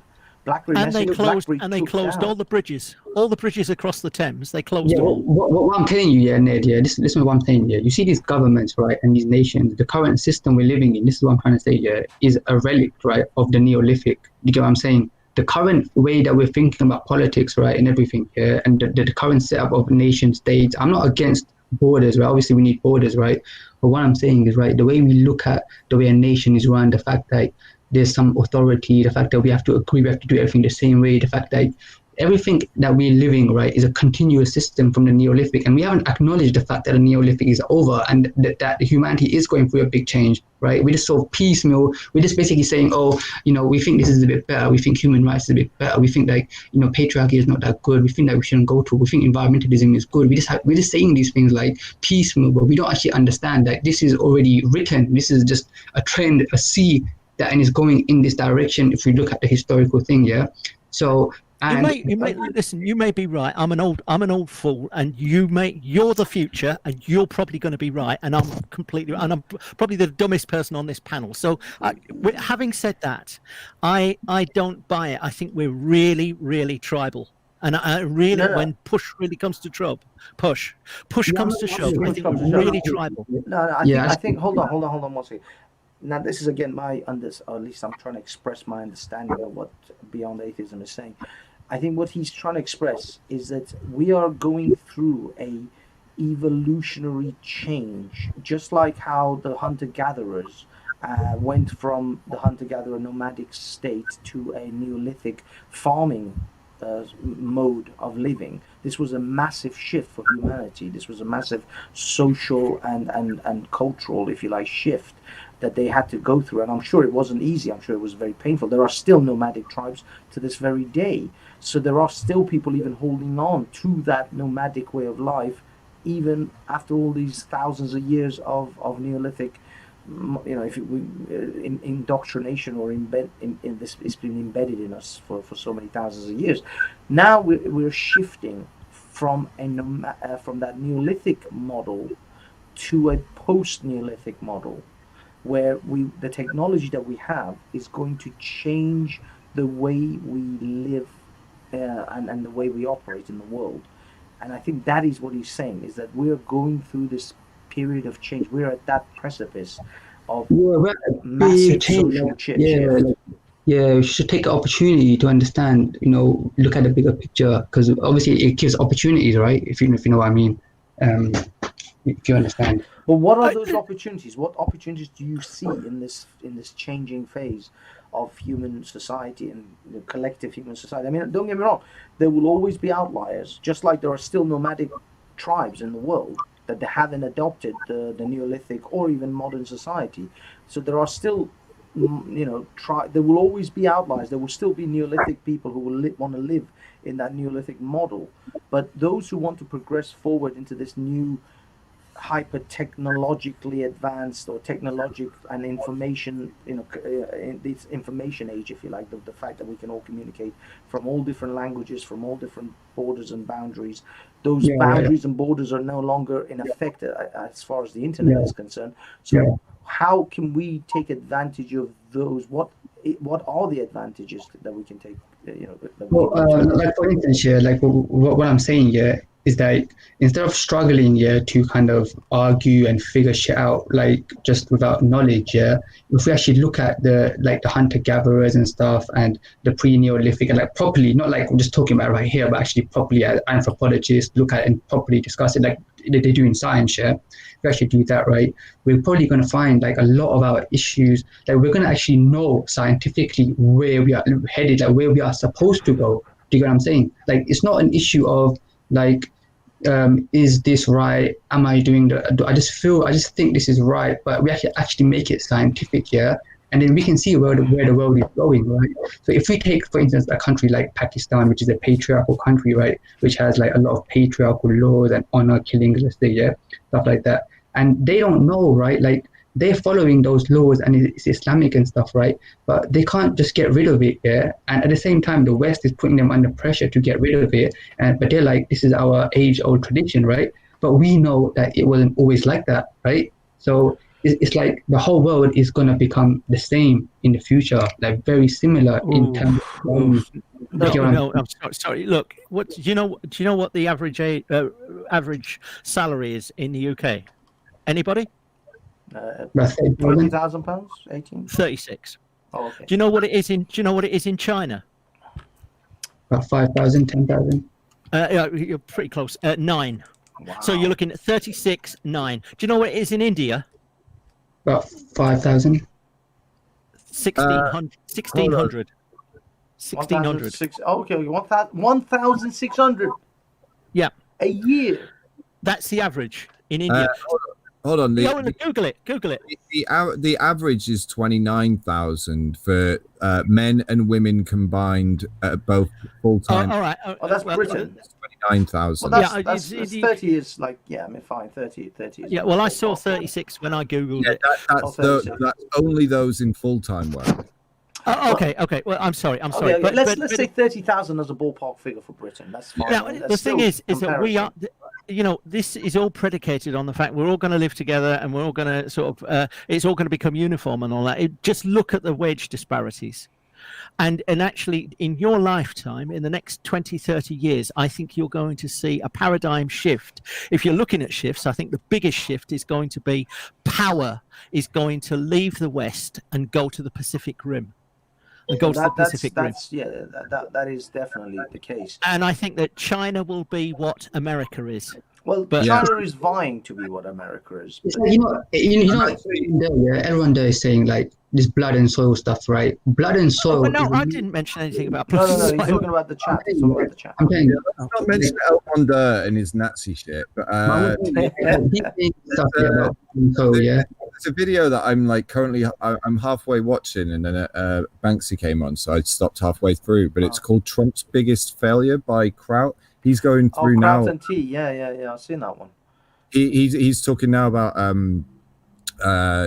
China and seeing the world progressing through the lens of China and how they were the dominant country for the last 2,000 years, because that's where everyone's goods came from. That's right. Like and tea and spices and all these things. And then with everybody warring, trying over the trade routes into China,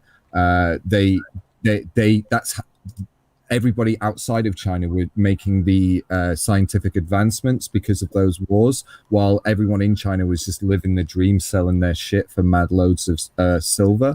And now it's I'm just getting into the bit where China are like making a comeback after their periods of isolation. Well, they actually the Chinese called it the period of humiliation when the period of humiliation. That's right. Yeah. But don't you think that they're going to be supreme in the next 30 years? Well, the thing is, now this is the problem with what people think. People think that the trends will just simply move towards China because, well, they're money. No, not really, because the problem is, unlike the United States, unlike Western Europe, China operates on a police state socialist system. Even though they've adopted some open capitalist markets, they are still at their core a socialist system. And this is where I think a lot of people are questioning the future of China, whether it's viable, due to the fact that the Soviet Union was unable to sustain it and sustain what it the system, the sort of socialist system, and it collapsed because it's unsustainable in long term.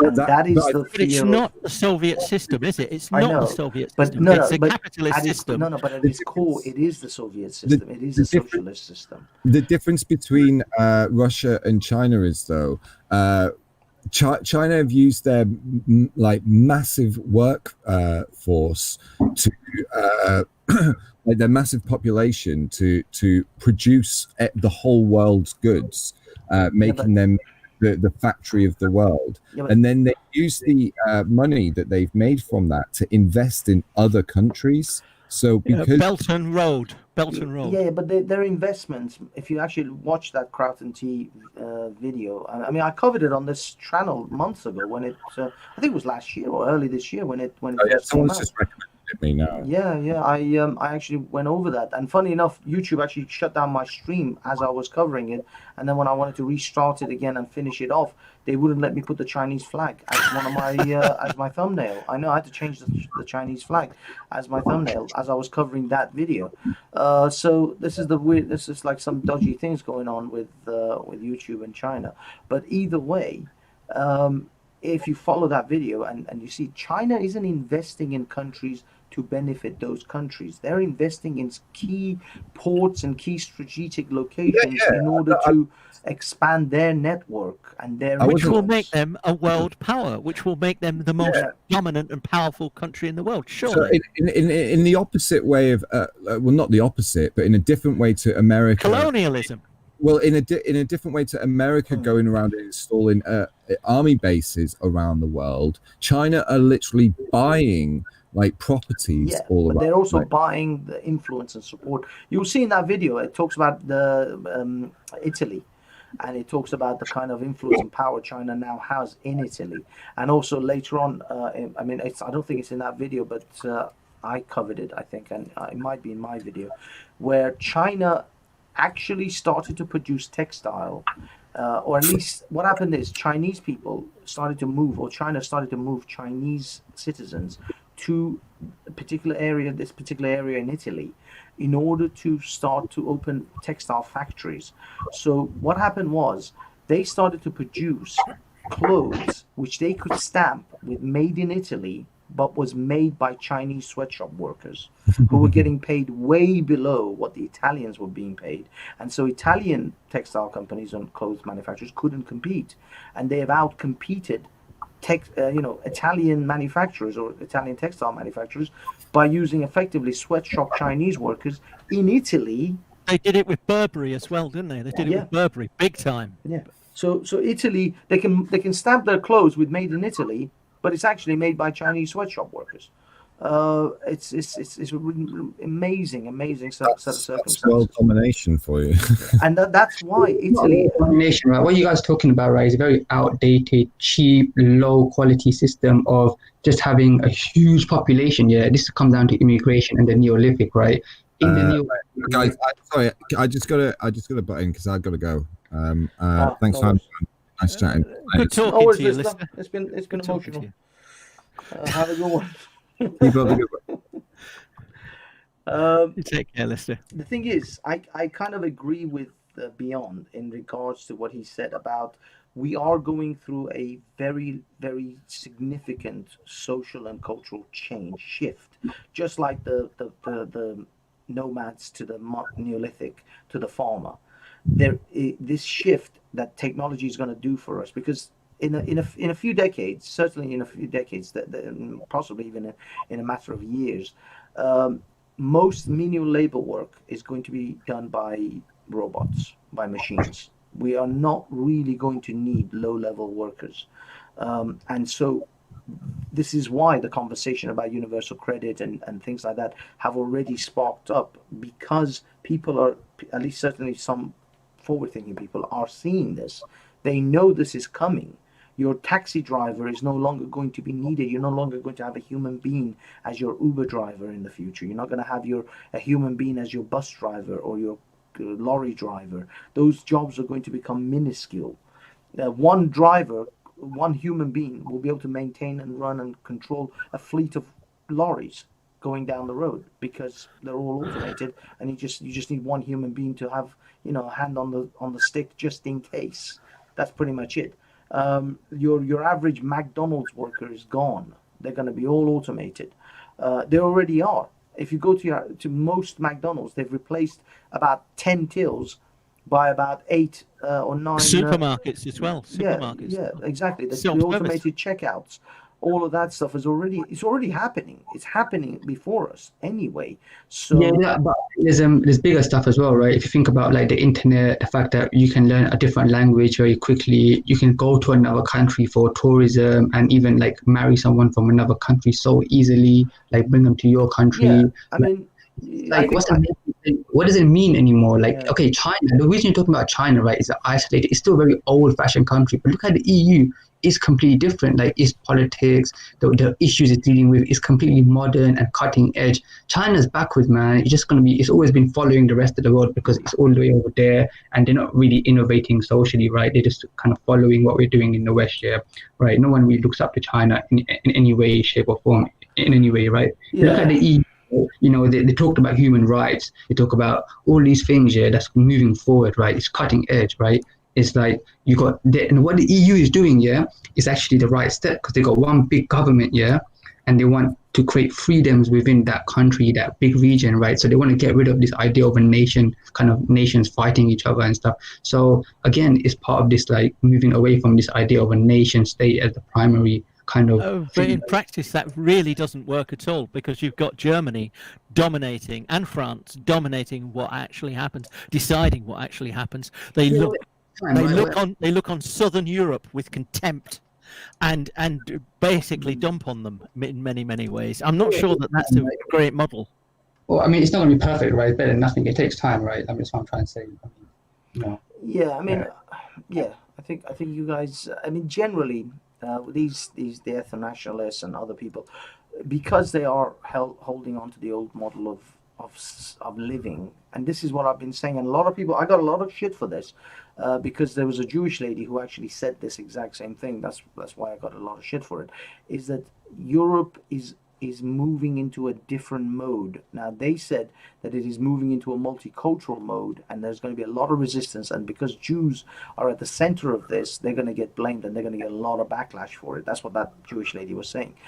I think generally Europe is going through a shift. It's going to shift. It's not going to be the homogeneous single sort of ethnicity as it was. It is shifting. Iran, I mean, the funny thing is everybody says to me, you know, oh, you're Iranian. Would you like it if Iran became 60% Indian? I'm like, dude, Iran isn't an ethnically homogeneous nation. People don't seem to realize an Iranian isn't an ethnicity as what you think it is. I use Iranian as an ethnicity, as a shorthand, but actually if I wanted to really parse as what an ethnic Iranian is, you have your Kurdish Iranian, you've got your Turkish Iranian, you've got your Arab Iranian, you've got your Persian Iranian, you've got a whole slew of other minor sort of ethnicities within Iran. It's like the difference between your Scots and your Irish and your Cornish and your Welsh. The Cornish don't consider themselves Welsh, and they don't even consider themselves English. So these minor ethnicities exist within Iran and have existed a best part of 1,000 years, if not more now, especially after the caliphates and all the rest of that stuff came about. So Iran, I use the term Iranian as my ethnicity. It's really a shorthand. It isn't nuanced in my actual ethnicity. Yeah, and another thing I think, yeah, is that, you know, like a lot of men, yeah, like a lot of people like to create cults or religions, and a lot of men like to be like the alpha male or the king of the castle, right?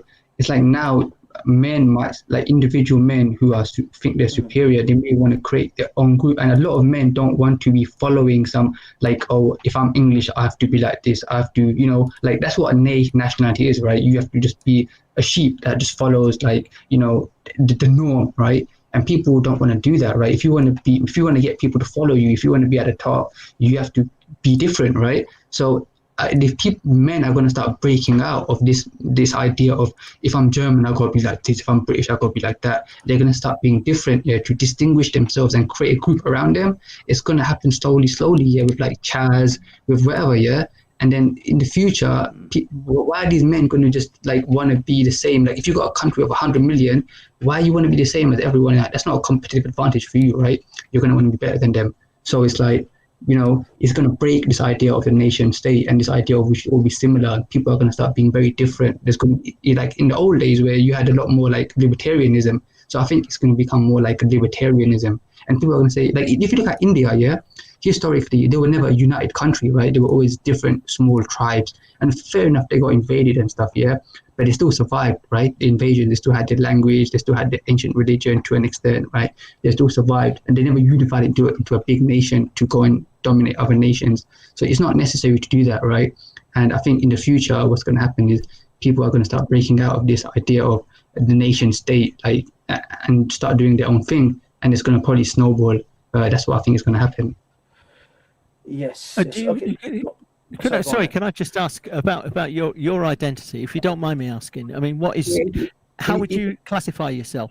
Exactly, that's what I'm saying. As an example, it's a good example because my parents came from India, yeah, and I had a lot of in the past, like I was a bit more pro like my ethnicity, but now I don't follow the religion I was brought up in. I know I live here in the UK, okay, but I'm not the same as other UK people. I'm not the same as. So you're like an internationalist. You don't sort of see yourself as an Englishman living or British living in Britain, no? Well, I live in Britain, but so what? I can go. No. But you don't class yourself. You don't identify as British. Is that what you're saying? It depends what it means, right? I got a British passport and I'm British. I was born here. If that's what you mean, right? Like, would you, if there was a war, would you fight for Britain? I'm only asking. I mean, I don't. I'm just trying to find out. It depends, right? Yeah, it depends. Is Britain going to fight for me? If there's a cricket match, this is very difficult to talk about. But I mean, the thing is you're talking about identity. No, I've already answered the question, right? I said to you, if Britain is going to fight for me, then I'll fight for Britain, right? Like, simple, isn't it? Right? Okay, guys. Before we go down this rabbit hole, I want to cover this one other thing because I'm 2 hours in and I pretty much want to start wrapping up the show. But I want you guys to have this. I want you guys to see this and get an opinion on this. Let me just shift the. It's a little article that a friend of mine sent me, and I want you guys to also weigh in on some opinions on this as well. Let me share my screen and then we can see what you can see. Okay, hopefully you can see it. My screen. Do you see the article? Okay, for the ladies and gentlemen, guys, you see the article? You good? Hello? No, I don't see it. You don't see it? Now I do. Yeah. You do? Okay, awesome. Okay, yeah. That's it. You guys should be able to see it now.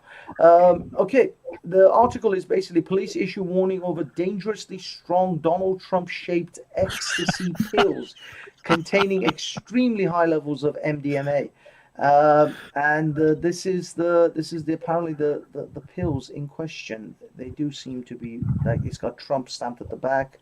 Now, I don't know, is this a good thing or is this a bad thing for Donald Trump? Because it says police have issued a warning over Donald Trump-shaped ecstasy pills that are high strength and dangerous. Well, the police always say it's dangerous. Anyway, they've been saying ecstasy is dangerous since the 90s. E17 did all right out of them. But a man in his 30s from Luton has been arrested on suspicion of supplying the orange tablets. They're orange as well, which have made to look like the U.S. president's head, said Bedfordshire Police. Detective Sergeant Ryan Barnes said criminals are constantly finding new ways to sell their drugs and make them more appealing. Make them more appealing to look like Donald Trump. Thoughts? You need one of those on your T-shirt. You need a new T-shirt with a Donald Trump ecstasy pill. Ecstasy pill. Oh my god, that might be a thing. Just have Donald Trump's head and then underneath it, ecstasy.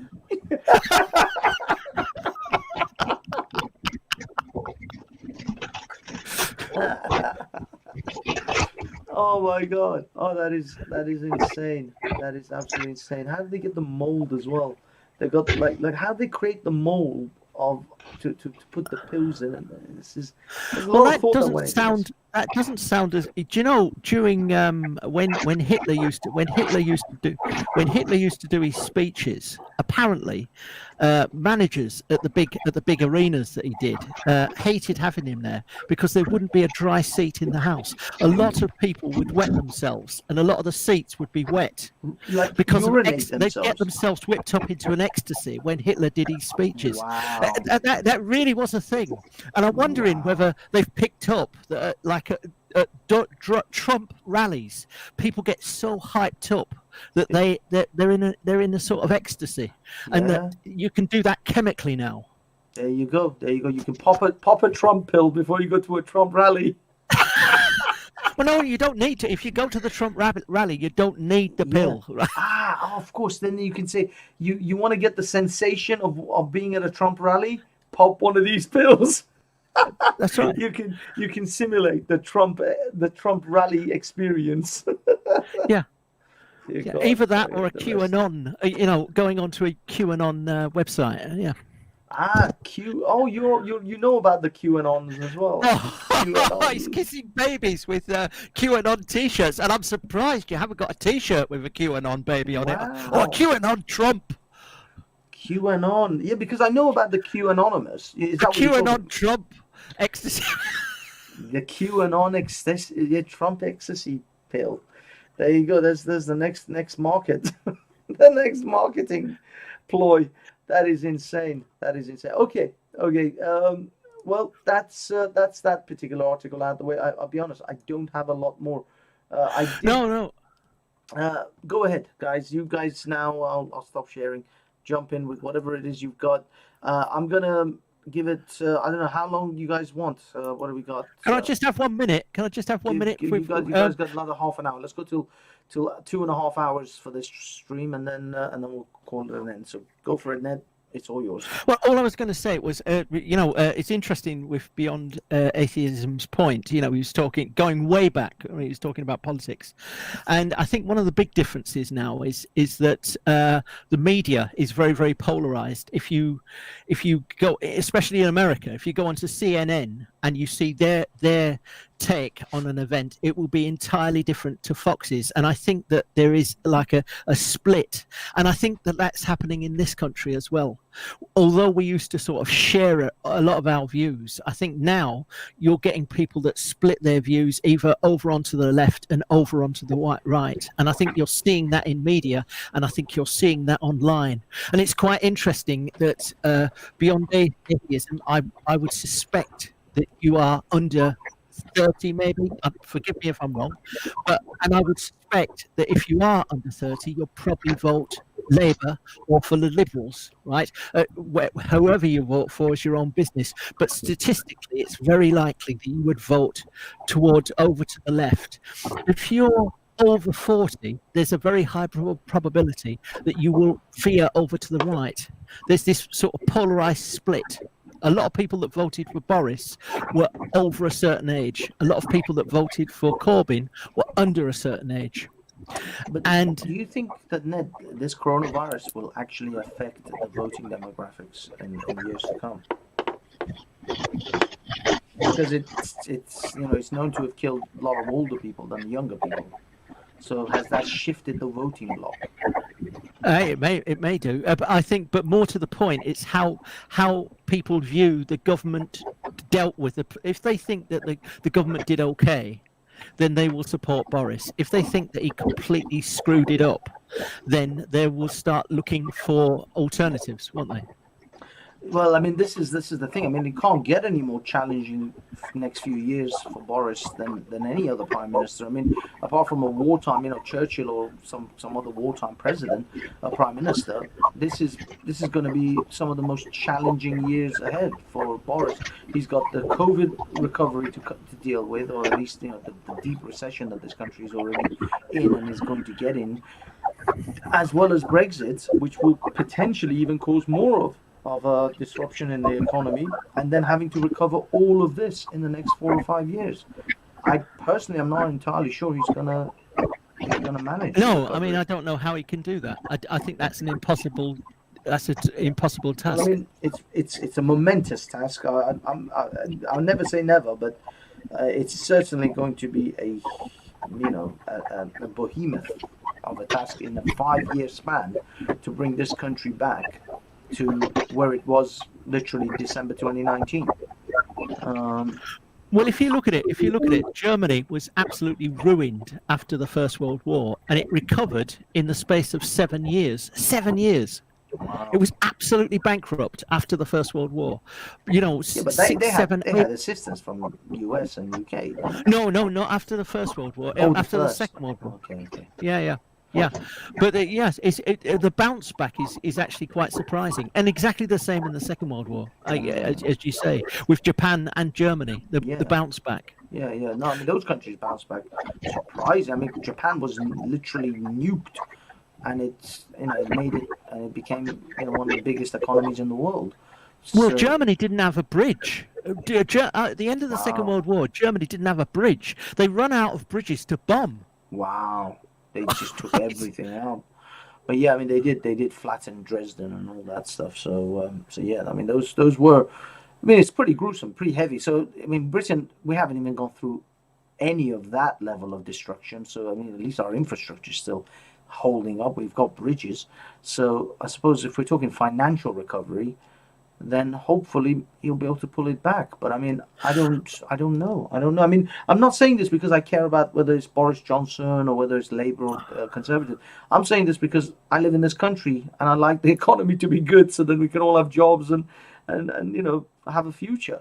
So that's the reason I think that we're a lot more enterprising than we perhaps think for ourselves. We're a lot more enterprising than we are. If you could sort of compare sort of France with this country, I think London is I don't know whether it's the third or fourth largest French city in the world. It's got more French citizens in it than just about every other French city in France. Wow. Because they're working here. Because in France, it costs 6 times more to employ somebody in France than it does in this country. Wow. And that's why we've done so well out of the European community. I see. Yeah, I mean, on a side note, I recently acquired my blue British passport, and it doesn't say European Union on it anymore. And it's all blue. It's gone. It's still the same size. You see, the disappointing part of it was for me was I had a British passport back in the 80s when I got my first passport ever. In fact, my only passport, and it was I don't know if you guys ever watched the original James Bond films. Dr. No and like the man with the golden. It's a big cardboard passport. Yeah, that big regal blue. Solid cardboard sort of with a cutout at the front. It was cut out so that your number was. I still got it. I still have that one. And yeah, the 2 bits at the top and the bottom were kind of cut out, and it had this hard case to it. It really felt like something. It felt like you were cut above the rest. And this one is pretty much the European Union passport, the same passport as all the others, except it's just royal blue and it doesn't say European Union at the top. So, I mean, inside, admittedly, the inside, the biometrics thing that they've got is different as well. So it's much harder to, I guess, copy and replicate and stuff. So they've made it that way. Inside is a little bit different. But the biometrics thing, you know about the biometrics thing. They can put all kinds of shit on that, and you're carrying it around. There's a guy, there's an American guy. He was on Rogan, and he went down to all our tunnels. He went into all our tunnels and wrote a book about it, and went away, published the book, and then came back to England. And then the police came and smashed his doors in, and he was very nearly. He then spent the next 3 years going through the courts because they said that he'd actually found military installations deep under the ground. There's a whole load of there's a nuclear proof, bomb proof telephone exchange plus all the and he'd found them all, and he wrote a book about it in and London taken or pictures just in England as a whole. London. London, all of our secrets. And he wrote this book and thought nothing more of it. It was published, and he thought nothing more of it. Spent like 3 years away, and then came back. And when he came back, 5 o'clock in the morning, his door hinges came off, and like 50 well-armed policemen came in and sort of just took him away. He spent the next 3 years in going through the courts. Now, eventually, they dropped all charges and told him never to come back. And when he got to the airport, and he showed somebody at the person at the airport said, looked on the screen and sort of said, listen, you don't want to be traveling with this passport. And he said, why is that? He said, well, I can't tell you what's on this passport, but you really need to get this passport changed. right? And then he took it to the American embassy and explained all of this. And the American embassy, the bloke Grosvenor Square, sort of took it and looked at it and said, yeah. And they literally just, a bloke just suddenly produced these big pair of scissors, just chopped this thing in half and said, it's going to take about 6 hours. Come back, we'll give you. What was on the passport and what did they do? It's in there. Do you know the biometric details? You can't see it. There's like a sort of metallic strip. Yeah. And they can put a ton of details about you. I have no idea what it says on there, but what did they put on this guy's passport that they chopped it up? I think that it was something along the lines of terrorist activity. On that, that's in that passport. Yeah, but that's all in the database. So they have to change the database. The passport itself doesn't matter. What the information. I honestly, but it was on Rogan. I mean, he actually said, Joe Rogan. Yeah, I gotta look it up. I gotta look that up. Do you know the name of the guy or the person? I will get back to you and I will find because it's only recently. It's only in the last sort of 2 or 3 weeks. It's right at the end of the interview, and he sort of talks about how they started just going into There's about 20 underground stations that they closed up that are still there. Like the Aldwych. The Aldwych is still there. And so what people started to do, they take the last train, hide, and then when all the lights went out, they'd skip out and just go back down into the tunnels. And and the more they did it, the deeper they actually went. And they found this sort of underground nuclear telephone exchange, and they think some military thingies, and he took photographs of everything. Being an American, this was all illegal. Then he didn't actually do it with permission. That's why they knocked his door. Well, here's the thing. Here's the thing. You can't be done for trespass in this country.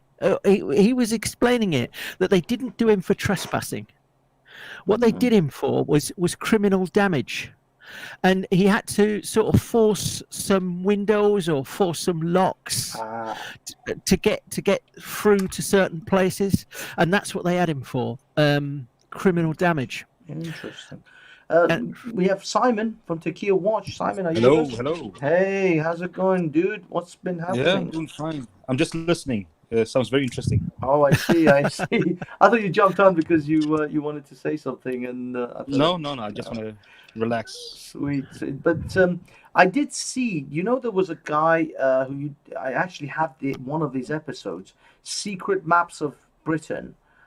He's a relatively famous guy. He used to do a lot of sort of government subversive videos and things like that. He's a comedian. I forgot his name. I've got the video. I've got one of the episodes on downloaded, saved on my machine on one of my archive drives somewhere. But the funny thing is, he would go around, and there's all these installations, these locations in Britain, which are not on any map, but they exist. So if you actually had a map, an A to Z, and this was back in the 90s when he was doing this, so there were no, Google Maps or anything.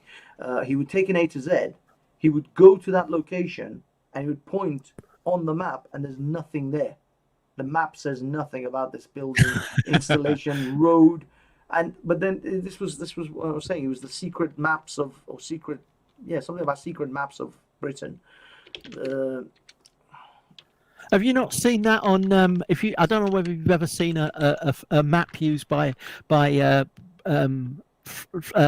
people that fly planes, like small light aircraft or helicopters. But there's like sort of maps that they use that they can follow the map. I suppose they use GPS now, but you can still get these maps that they actually use. And on those maps, there are these massive, great big blobs where there's absolutely no detail whatsoever. And that's you're not allowed to fly over those. And if you do, you'll lose your license. Oh, wow. Yeah, this is the one. The guy's called Mark Thomas, Secret Map of Britain. And I'll post the link in the side chat here, and I'll post it in the main chat as well. You can find it on YouTube. Dr. Bradley Garrett. If you want to see Dr. Bradley Garrett, he's the guy that went in. Dr. Bradley He's the one on the Garrett. on the thingy show on. Yeah, Joe Rogan Experience 1515. Okay. And it's right at the end. It's like the last half hour, and it just explains. 1515. Dr. Bradley Oh, Garrett. wow, we're 1525 already on the Joe Rogan. So he does. What does he do? Show every day? Some shit like that. No, about 2 or 3 a week. 2 or 3 a right. week. He's 15. getting silly money now. Dr. Bradley Garrett. 50. Yes, nice. He's just signed a deal with somebody like Instagram for 120 million. Wow. Yeah, he's moving. Oh, he's you're moving. talking about Joe Rogan? Yeah, it's It's Spotify. Spotify. Right. Yeah, he signed a deal with Spotify to put his podcast on there instead of YouTube and other things. So he's basically, I don't know whether he'll be producing. He'll still be showing his shows on YouTube anymore, but he signed a major deal with Spotify, and he's gonna be on there. Will he not do streams on YouTube anymore? Well, that's the thing. I don't know whether it will be an exclusive. Like it will originally. I think the show might originally air on Spotify. So the first, and then a week later or something. Yeah, something like that. So there'll be a delay between Spotify and YouTube. So obviously they'll get the lion's share of the audience. On That's Spotify. a good deal. That's a really Of good course, deal. And there's a lot of people moving away from YouTube now because YouTube is now Tired of it. It's catering more and more to mainstream media. It's becoming it's trying to replace television. That's what YouTube wants. It wants to be the next television, and so it wants corporations like CNBC and CNN and all these sort of news corporations to be on its platform because they're advertiser friendly. They are leftist already, which aligns with Google's own principles, which is heavily leftist. And the media.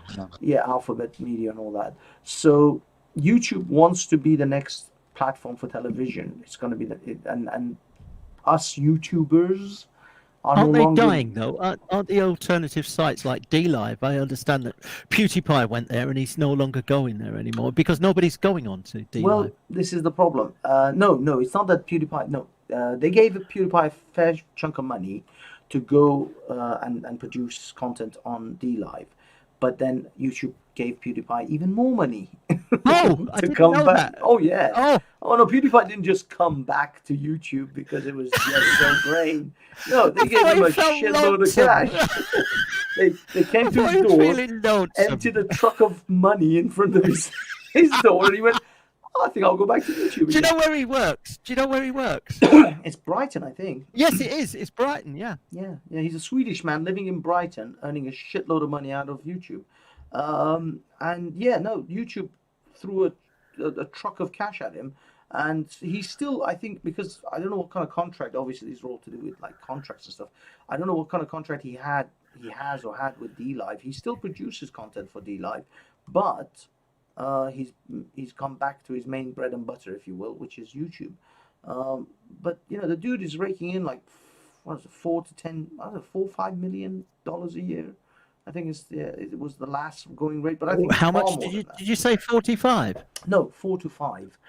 But I think that was a low ball because we're not accounting for sponsorships and all sorts of other avenues of earning. I heard 20. Yeah, I think that's probably much more reasonable or much more in the ballpark than 4 to 5 million. I think that's what, I don't know, maybe that's how much he gets personally after all the expenses or whatever. I don't know. Well, you probably find that there's sort of vast amounts just have to pay for a sort of all sorts of other legal things and rights and things because Possibly, if you're showing any kind of music, if you're showing any kind of pictures, you've got to actually pay the rights on those. And I bet a huge amount of that money goes, especially if you've got millions of people watching, you've got to actually sort of pay the right people or you're going to be in a world of pain, aren't you?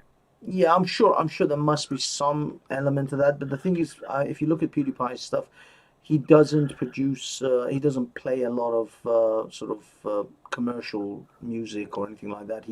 I think the stuff that he probably has it produced for himself, copyright free. Hell, he can download copyright free music from YouTube and play them. How does that work? How does that work? Because I've heard you play stuff, and I thought, no, you should be playing. How do you Well- know? I mean, I know because nobody fucking watches this, right?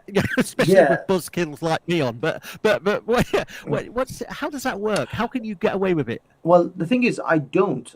If I do play commercial music, even if it's a tiny little clip, like I played a clip earlier on from Simon's I Hate It Here's video, not Simon Tequila Watch, and he's got a piece of music in that video, which I think I'm going to get copyright claimed for. What happens is YouTube sends me an email saying someone's claimed your video as a copyright claim. So if I had adverts, which I don't on this channel, I don't have it monetized, but if I had adverts running on this channel, all the revenue from that video, from this video, would go to that copyright claimer. So if one person claims copyright for music that I played on this channel for 2 hours of video content that I produced, but I only played 2 minutes of a video of someone's music, they get all the money from this video or whatever advertising money that this video makes. But luckily, I haven't monetized this channel, so I don't have any adverts on this channel. I'm thinking to myself, fuck YouTube. Why should I give the if I'm going to make any money, I either want to make it for myself or I don't want to make any money at all, and I don't have to then worry about what I play. I can play whatever music I want, actually have a show that I like. You know, I'm taking, personally, as far as YouTube is concerned, I'm taking the artistic aspect far more to heart than the financial side. I don't really care about the £5. You know, my other channel that was monetized, before super chats, because some people gave quite a bit in super chats, but before I had super chats, I made £20 in 4 years. So it wasn't like it was, I was, you know what I mean? I wasn't making any money from those adverts anyway. Those adverts are not, unless you got millions of views, you don't make. I know a lot of people sort of don't like this, their ad revenue being taken and stuff. But look at it another way. Supposing you just by accident used just an image, a picture, you used a picture and you wasn't aware that that was a copyright. Somebody could actually claim thousands of pounds for that. Right, for you using that picture. Yeah. Now, instead of that, and instead of you being wrapped up in horrible sort of legal nightmares for a year, right? Instead of that, they just take your ad revenue. Isn't that a better solution? Well, yeah, this is it. This is why. But the thing is, I don't have ads, so they can kiss my ass. Because I don't have any ads, and they can take whatever they want from whatever fictional ads that I don't have running on my channel. Now, if YouTube puts ads on my channel without my consent, then that's they can go kiss my ass. But if your channel isn't monetized, they can't run ads before your video starts. Do you know what I mean? You know those ads that kick in before your video? Yeah. At the end of your and video? They're getting worse, actually. I mean, I don't know whether you noticed, but now they're like every 2 or 3 minutes there's a bloody ad now. Well, that's the content user, by the way. That's not to do with YouTube.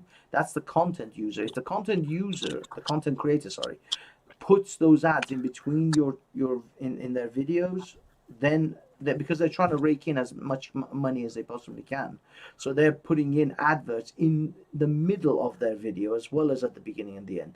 Now, a lot of decent ones, they just put an ad at the beginning and maybe one at the end, but they won't bother putting in the middle. Tim Pool is fucking, I hate watching Tim Pool's videos, because Tim Pool, all of his videos have like 3 ads in the middle of the video. So I watch him I basically have ad blockers, and I just blocked all the ads. So I get none of that adverts popping up at the beginning, at the end, in the middle, nothing. Because Tim Pool pisses me off. So fuck you, Tim Pool. You put too many ads in your videos. Thus, I use an ad blocker, and I won't watch any of your ads. Is it a commercial ad blocker? I mean, are you Yeah, buying it's an extension bloatware? for Chrome. You can just download an ad blocker for YouTube. Is it safe? I mean, you're not giving all of your details to China, right? You're not giving any details to anyone. All it is it blocks YouTube ads. It's an extension of Chrome, so you can just type ad blocker for YouTube, and it just pops up, and you can just say it's an extension on the browser. It's not something you install in your computer for. Oh, I've got to try that because these bloody adverts are driving me fucking mad. Yeah, just type ad blocker for YouTube ad blocker, and it will pop up, and it's just an it's an extension of the Chrome browser or whatever browser you use. I use not just Chrome. I actually use a browser called Brave, which is just like Chrome, except they don't mine your data and your search data and all that stuff like Google does through Chrome. So Chrome is kind of like a spyware on your machine anyway. For Google. Whoa! What do you mean? What do you mean? What are you saying there? Because Google mines all your search and all the stuff you type in Chrome, in the Chrome browser, all the things you browse in Chrome. Google mines. What's it doing with my Pornhub hub entries? Yeah. What's it doing with them? Don't put your Pornhub in. Don't watch porn through Chrome. Oh crap! There are far better browsers than Chrome. But yeah, I'm Chrome I'm in the company of two Christians. I'm sorry. Well, this is the thing. People don't realize Chrome is a browser, but it's also a mining, data mining source for Google. Everything you do on Chrome, Google knows about. Well, I was only looking at those sites for research purposes only. Of course, that's what we all do. It's always research. Hey, we have Soko Films. Akuma, how are you, mate? Yes, Banksy, good to hear from you, man. And thank you for killing those ethnonats. I've been enjoying those. I've been enjoying those shows, man. They've been my delight of the week. Akuma, are you the same chap as the cameraman, JC? Is it JC? No, JC's I'm not the same chap. That's what I mean. I just want to confirm that for the audience because a lot of people think that you're the same cameraman for. No. I'm just more of an accomplice with Bob and the cameraman. But I have to be fair though. I don't know if I should really be claiming the title because I haven't really been Speaker's Corner in over a year.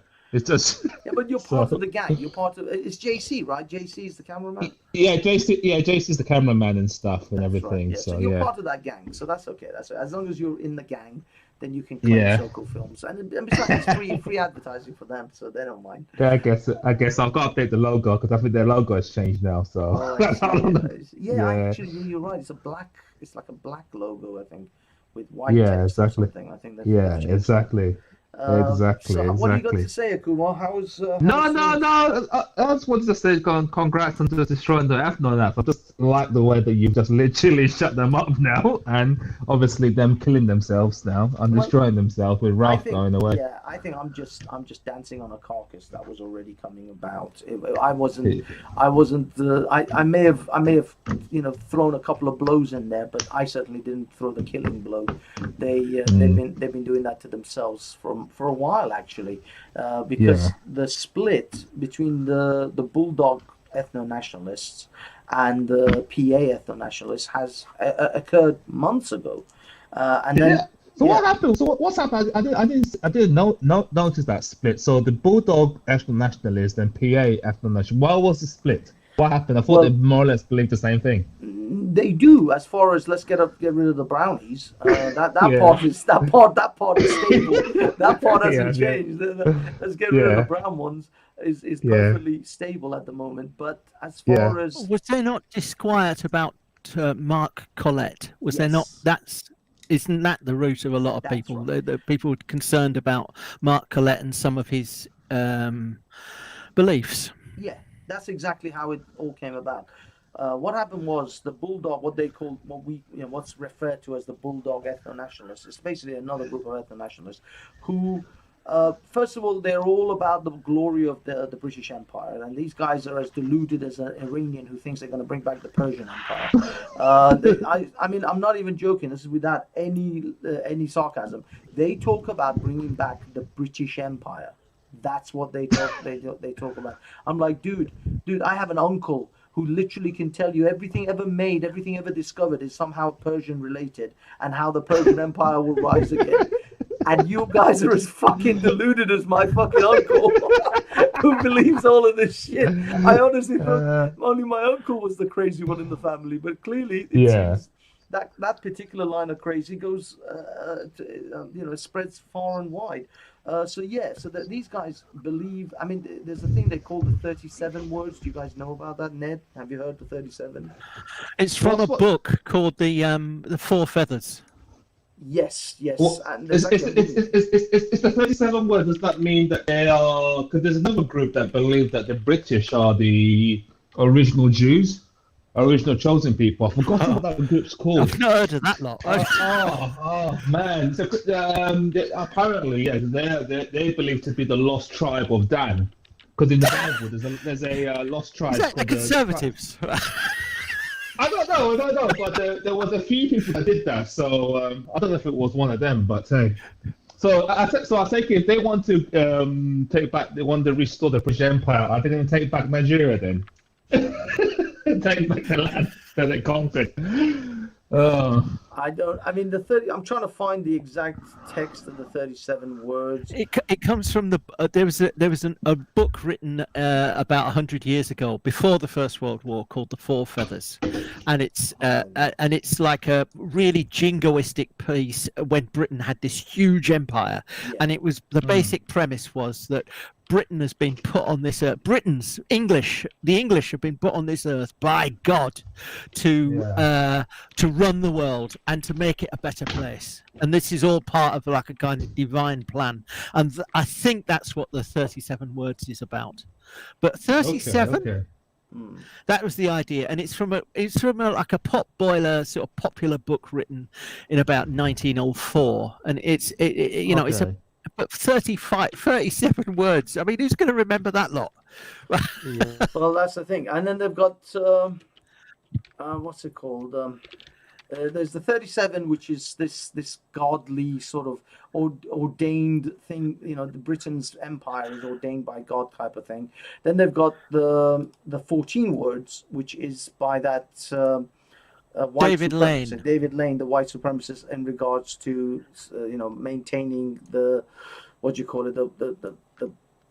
the white race, I think. Yeah, for the future of the white people and the prosperity of the white race, something like that. Sorry, I'm paraphrasing. But he was a guy who died in prison, wasn't he? And he'd been sentenced to like 6 life sentences or something. Yeah, and there we go. Hold on. Let me see. There we go. David Lane's the member of a terrorist group, the Order, which was responsible for the 1984 assassination of Jewish radio host Alan Berg. Yeah, that's it. Can you hear me? Yeah. Oh, hello. Sorry, yep, Soko. We can hear you. Akuma, we can hear you. Can you hear us? Oh, he jumped off. I guess he had connection issues. But yeah, it says we must secure the existence of our people and the future for white children. Actually, I think it was meant to be our people. It was supposed to be white people. They've changed it to our people. So I don't know. I mean, some people say white people, some people say our people, and the future of white children. So. And at one point, I think it was 1488. Yes. I mean, sorry guys, sorry, Banksy. I just was fault on my worries, phone. Akuma. Can you hear us now? Yeah, I can. Yeah, good, it was my fault. Yeah, it was a connection issue, or mic or something. But yeah, the 14 words, Akuma. I think you know now. I know the 14 words. This is the 37 words. I think there was a Christian group that believed in those lines that the British are actually the lost tribe of the tribe of Dan. I've forgotten the name. I'll have to do some research. I'll send it to you next time. But I do remember there was a group that believed that. I think you'll find that for the past 300 or 400 years, there's been all sorts of small little groups that have actually believed that Britain would become Jerusalem with the second coming. That Jesus would return here, and this would become the new Jerusalem. And if you've ever read, if you know anything about William Blake, the poet and an artist who wrote the hymn Jerusalem, and did those? I know the hymn Jerusalem. Yes. Well, that is about Jesus coming back to England and creating a new Jerusalem. And he was part of a sect that actually believed what you're talking about, that Jesus was going to come back and make England the new Jerusalem. That's why it was Jerusalem. That's why it's called. That's why I was thinking to myself, what the hell does Jerusalem have to do with England's pleasant and green, land or whatever? I'm like, what is the connection here? Well, it's the new Jerusalem. It was the new sort of holy temple, the new center of God. So they figured that they're going to basically make Britain the new, for the second coming of Jesus. Effectively, he's going to come to Britain.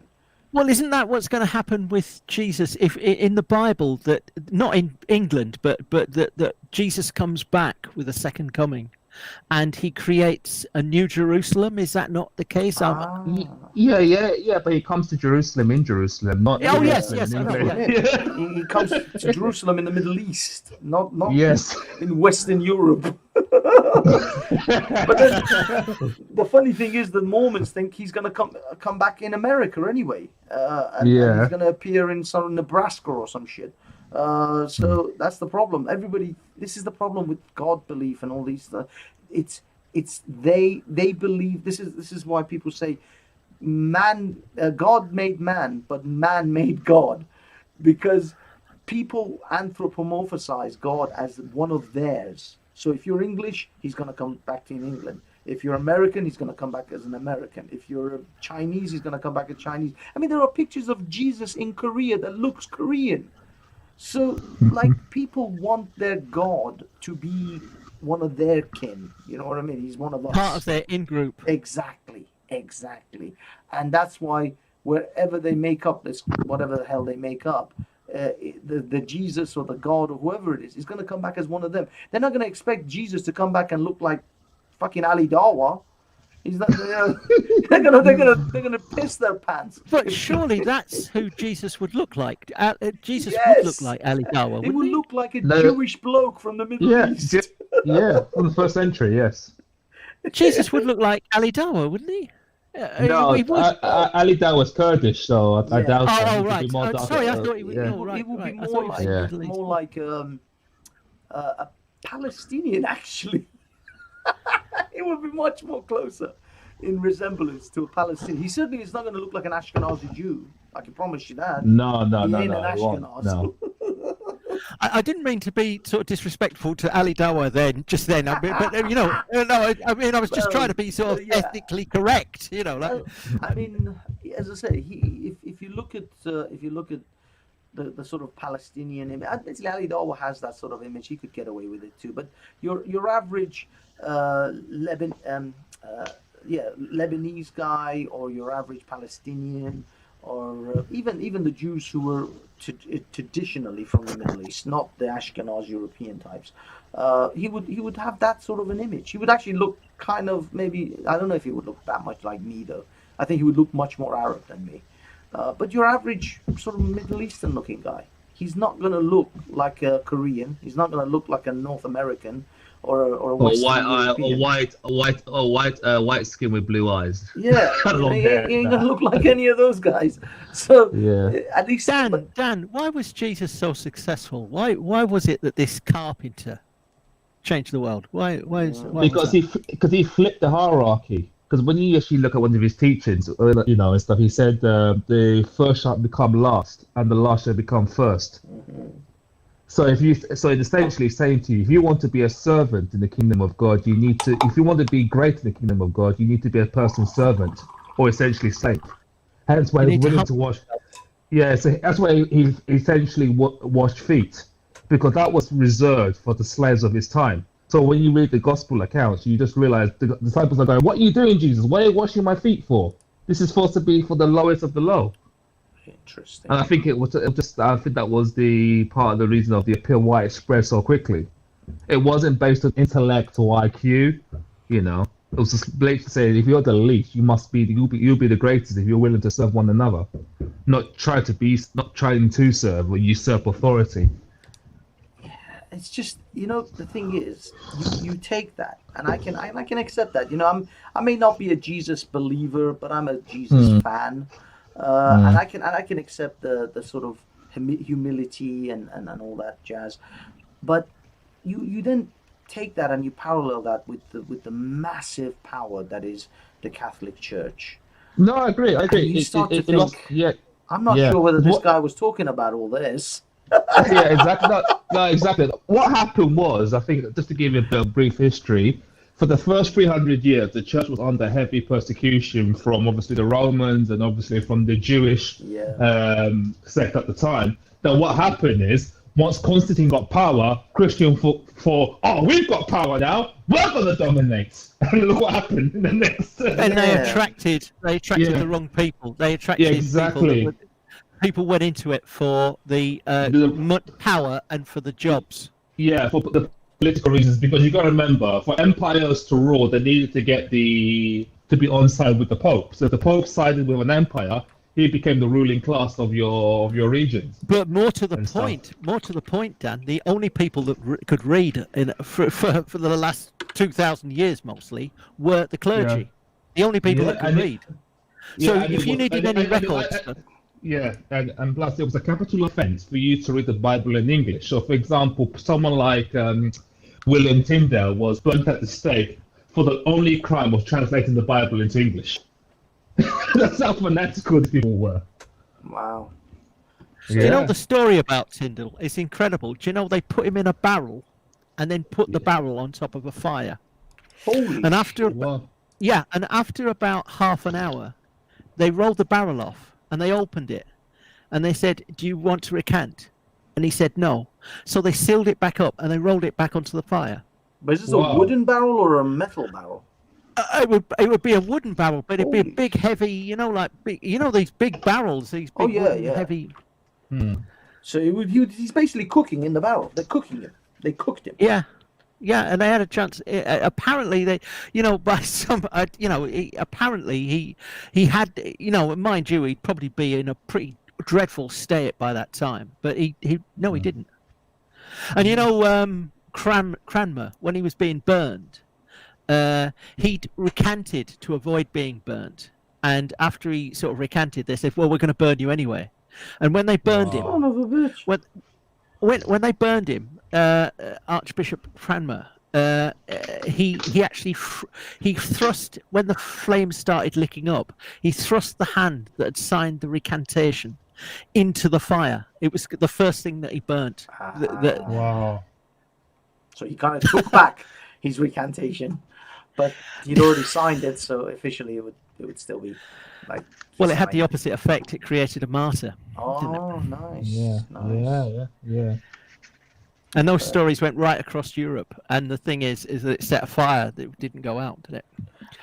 Is this like where like the Catholics and the Protestants and all that started? Oh God, yeah. There's a book called Fox's Book of Martyrs. One of the big. Oh, you've read that. Nice one. Good. And it was like a bestseller in its day, and it just had all the different ways that all the martyrs, Protestant martyrs, died. And that sold like wildfire in sort of Germany and Holland and Scandinavia and this country, and it converted an awful lot of people. So all of the church's sort of efforts to try to quell these rebels, if you like, basically backfired. It doesn't work. Yes, hence why when you try to suppress something, and if it's the truth, it will spread no matter what you do with it. It was actually helped by printing. Do you know printing? Yeah. Sorry, Banksy. Printing just came in at the same time. Do you know we actually reckon that we're on the edge of a precipice with social media, which I think was something that Beyond Atheism was sort of hinting at. We're on another stage, and printing changed everything, because without printing, the Reformation probably couldn't have happened, because you could actually write a book. You could write a book, and then you could spread it right the way, translate it, send it all over the world, right? And you could transmit your ideas. You could transmit your ideas. Yeah, because in those days, to write a book, like I said, to write a Bible would take about a year or two. 30 years. If you wrote a book on vellum, it would take 30 years. Yeah. Wow. Yeah. And that's just for what? For one book or for multiple books? Well, you're talking, a king might have a library of like 7 books. The kid's life would be 7 books because they were so precious. They were so, and they would be written on vellum. No, that's deerskin, I think, and they last forever, for a very long time. And the thing is that they would write a page at a time. And the thing is that they would take long. They would, they might. I don't know how long it would take just to write a page, but they used to put like little images and all that sort of stuff. Yeah. And they've when the binding goes and they check in the binding, they found all sorts of dirty pornographic pictures in the binding because the monks were bored, and they'd. And they write little sort of naughty sort of messages for each other right in the edges, which were never seen by anybody until they took the bindings off. Oh wow, that's crazy. But so that's the way they basically, that was it. The books were like extremely rare. You would come across a book. Only very, I guess, like you said, kings. Only the king. Only the king had it, yeah. And bishops. So that's it. That's why. And then suddenly, with printing, you could print out. You didn't even have to print out like a book. You could print a pamphlet, just a couple of pages, and then you could, like Samizdat in Russia, you could pass it from person to person to person, and that pamphlet might be read by 50 or 100 people, just passed from family to family to person to person. Wow. And that's how the ideas sort of spread like wildfire. And if you look, when printing starts, suddenly everything changes. Yeah. You suddenly start getting a modern society, commercialism. You start getting people challenging the Catholic Church in just about every way possible. I hope you're not a Catholic, Dan. No. I agree with you though. I'm surprised how well read you are on this stuff. No. Well done. Very impressed. No, See, Ned always plays it down. He's always like talking about, I'm so stupid. It's quite good. I'm very impressed he's read. He knows about William Tyndale and Fox's Book of Martyrs, because these are names that only in Christian circles think you mention these. You don't really mention them to someone that's not a believer. But it's really well put. Interesting. Dan or Akuma, I'm not sure. I'm getting all names all over the shop now. Akuma, yes. Yeah, Akuma. Where is your as in, how have you been following these? I mean, are you keeping up with like the Speaker's Corner guys only, or have you been keeping up with the whole sort of gamut of Speaker's Corner people with ethno-nats and all that stuff? I think, to be honest with you, I have my phases. So I think my phase right now is just watching the ethno-nats destroy themselves. I think I've been finding that great entertainment. I guess that's my blood sports to watch. Destroy themselves. How are they destroying themselves? Yeah, exactly. How are they destroying themselves? Well, it's the divisions. It's the fact that initially Shamsi and the others they're sort of arguing with each other now, aren't they? Oh no, that's not the ethno-nats. That's the. Oh, sorry. I thought you were talking about speaking. No, it's the ethno-nats. Yeah. That's the Muslims. No, the Muslims.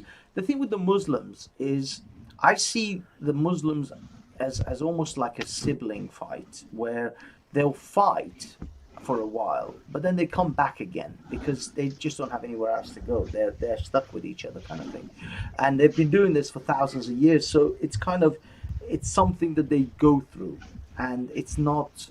I don't see that as a major defeat or a major dent in Islam, because these Muslims have been infighting for decades anyway. What I do see with these ethno-nats is, because their positions are already they're quite weak anyway. They don't have much social credit as far as wider society is concerned. That's why they have to run up into the hills of Yorkshire to hold up a sign saying life matter. They don't have the balls to stand in the middle of London to do that, because they're going to get fucking creamed. So that's why their infighting and their internal squabbles can have a much wider ranging effect on their movement, much quicker than Muslims infighting. Muslims have been infighting for 1400 years, and it's still going. So they can. And plus, even with that's a good point you make, Banks. Even with the infighting, they're still having 5 or 6 kids, where the ethno-nats are not having any kids. Exactly. Well, yeah, there is that as well. All they do is play a theatrical game. What's that German guy's name again? Arundel? Yeah, is he married? Does he have kids? Because all he talks is theory all the time. But Arundel, none of the ones, actually, if you actually look at most of the people, I mean, I think Mark Collette has some kids. Most of the other ones that you speak to, you listen to, the Bulldog, Nationalist, all these are single men. 90% of them are single men. In their 40s. In their 40s. Some of them, yeah. Some of them in their 40s, some of them in their 30s. Some of them actually 15, 16-year-olds as well. And that's my worry, is that these 40-odd-year-old, 30-odd-year-old men who may or may not already have jobs or careers or whatever, but they've certainly gone through certain stages of their life already. Now, they can go ahead and ruin the rest of their life by becoming an ethno-nationalist and having their reputation ruined. The problem I'm seeing is that they've got 15-year-old, 16-year-old, 17-year-old, sometimes 19, 20-year-old young men who are just setting out on their life, who have no clue of the things to come in the future, and they are putting themselves and their faces out into the world. Not just their, they might still use pseudonyms, but they still put their faces out. They will be found. I mean, it's terrible.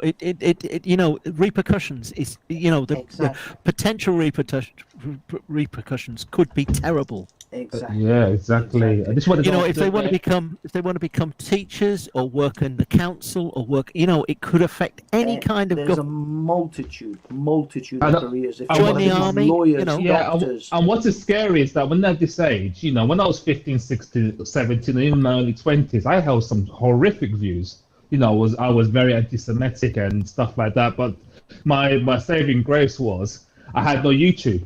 There was no YouTube to record every single conversation I had at uni and stuff. Now, because I've recanted all that now, but now let's say they recant it, someone will say, "You said this," but maybe you still hold those beliefs, and they will hold you to the fire for the rest of your life. Oh yeah, the when you're 17 years old, your frontal lobes aren't formed. You're not grown up. You're still a child. This is the problem. This is the problem. They're encouraging very, very young boys, before they've even learned anything about life, to put themselves in a position. Now they're telling them, be a good white British soldier and soldier up, and you're fighting for the future of the white race.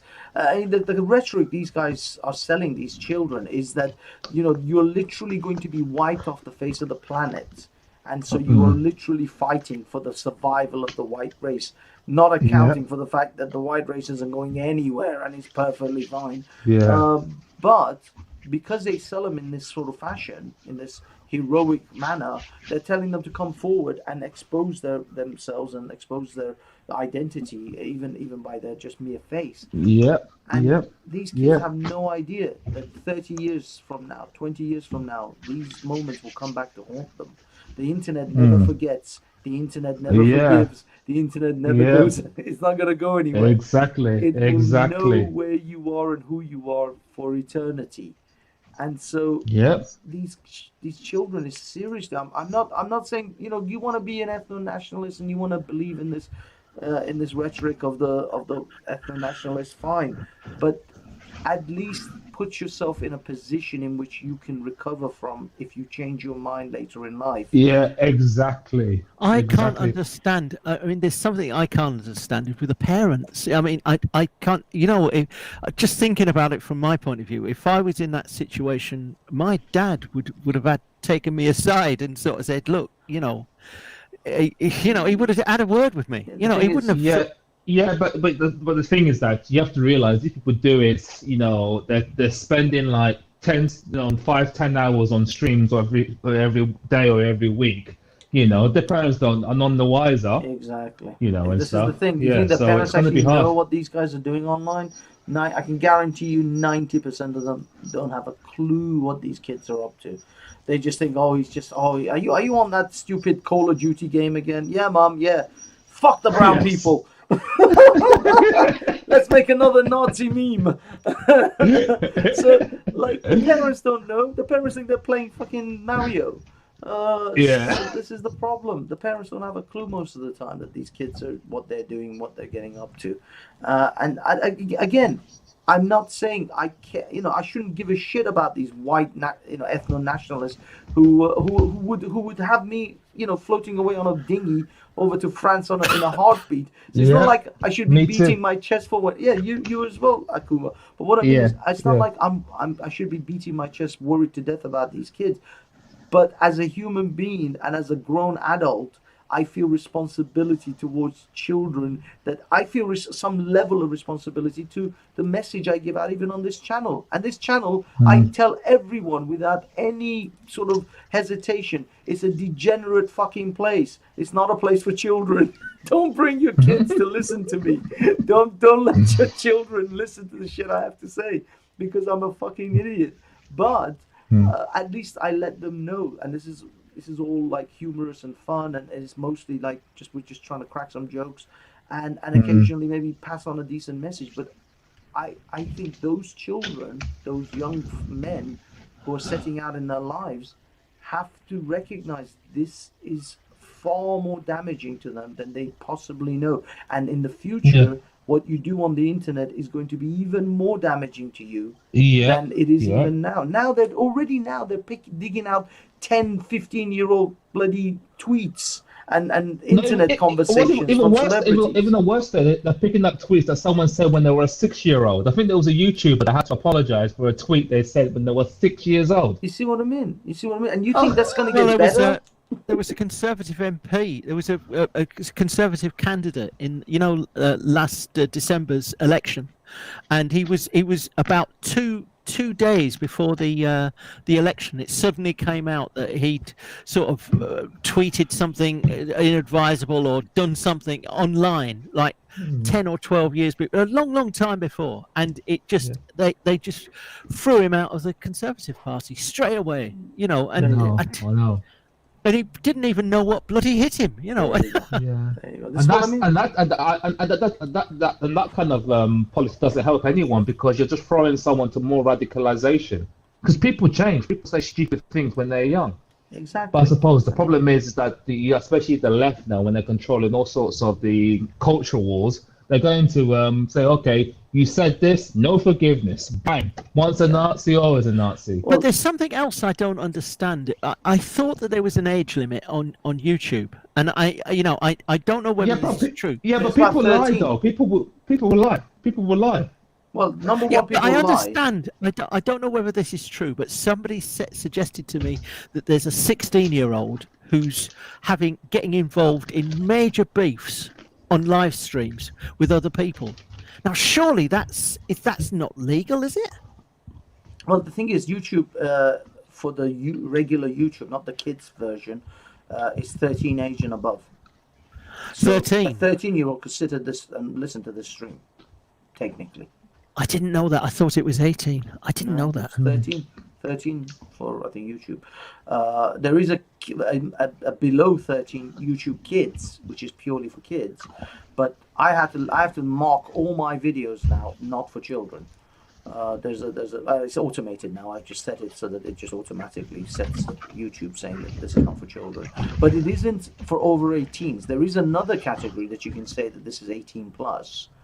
But the problem is, if you tick that category, then people who are not like they don't have a YouTube account. So if you're not logged into YouTube, you can't see my videos.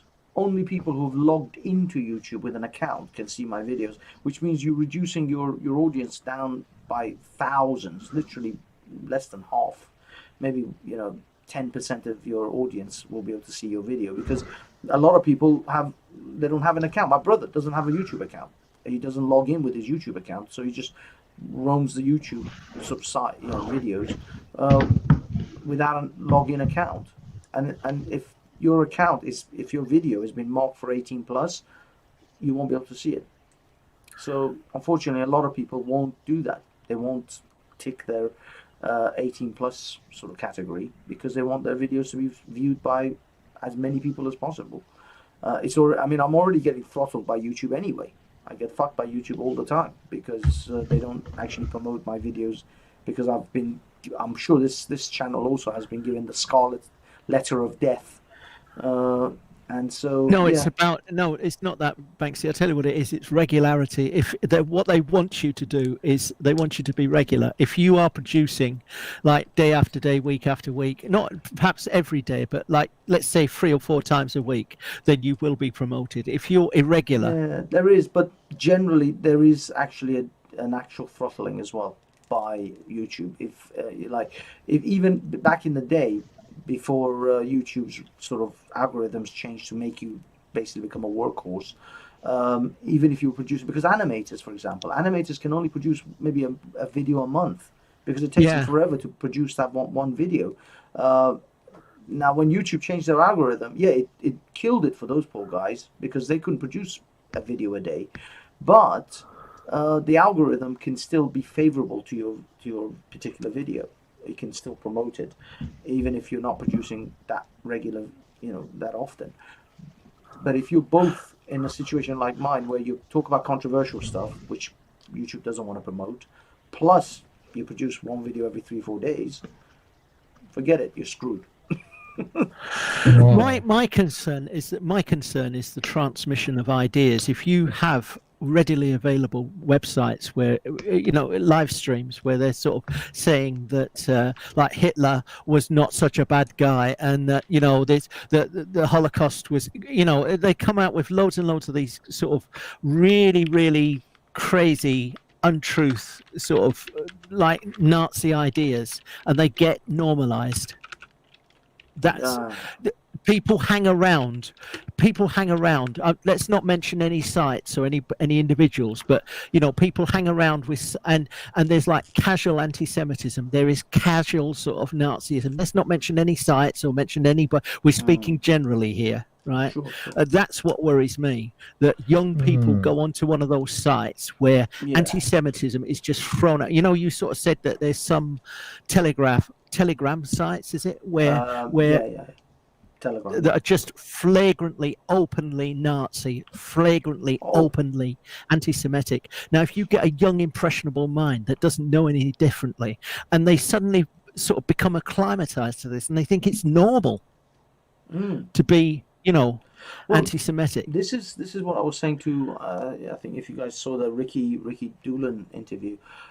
What has shocked me in recent years, especially in Britain, is the absolute open anti-Semitism that I'll be honest, I come from a world, I swim in a soup of anti-Semitic people. I come from a Middle Eastern, society. I have lots of friends from Palestine. I've got a friend of mine who's Palestinian who doesn't watch Gal Gadot films because she served in the IDF. That's how anti-Semitic he is. Absolutely despises Israel. I've got, I come from a country that holds a Holocaust denial conference. Iran holds Holocaust denial conferences. You can't get more anti-Semitic than these nations. And I thought we pretty much had the monopoly on that shit, We were like, yeah, we're the most anti-Semitic people on the planet. The Muslims in the Middle East, pretty much. But I've started to recognize that no, anti-Semitism in the white English world is still incredibly rife.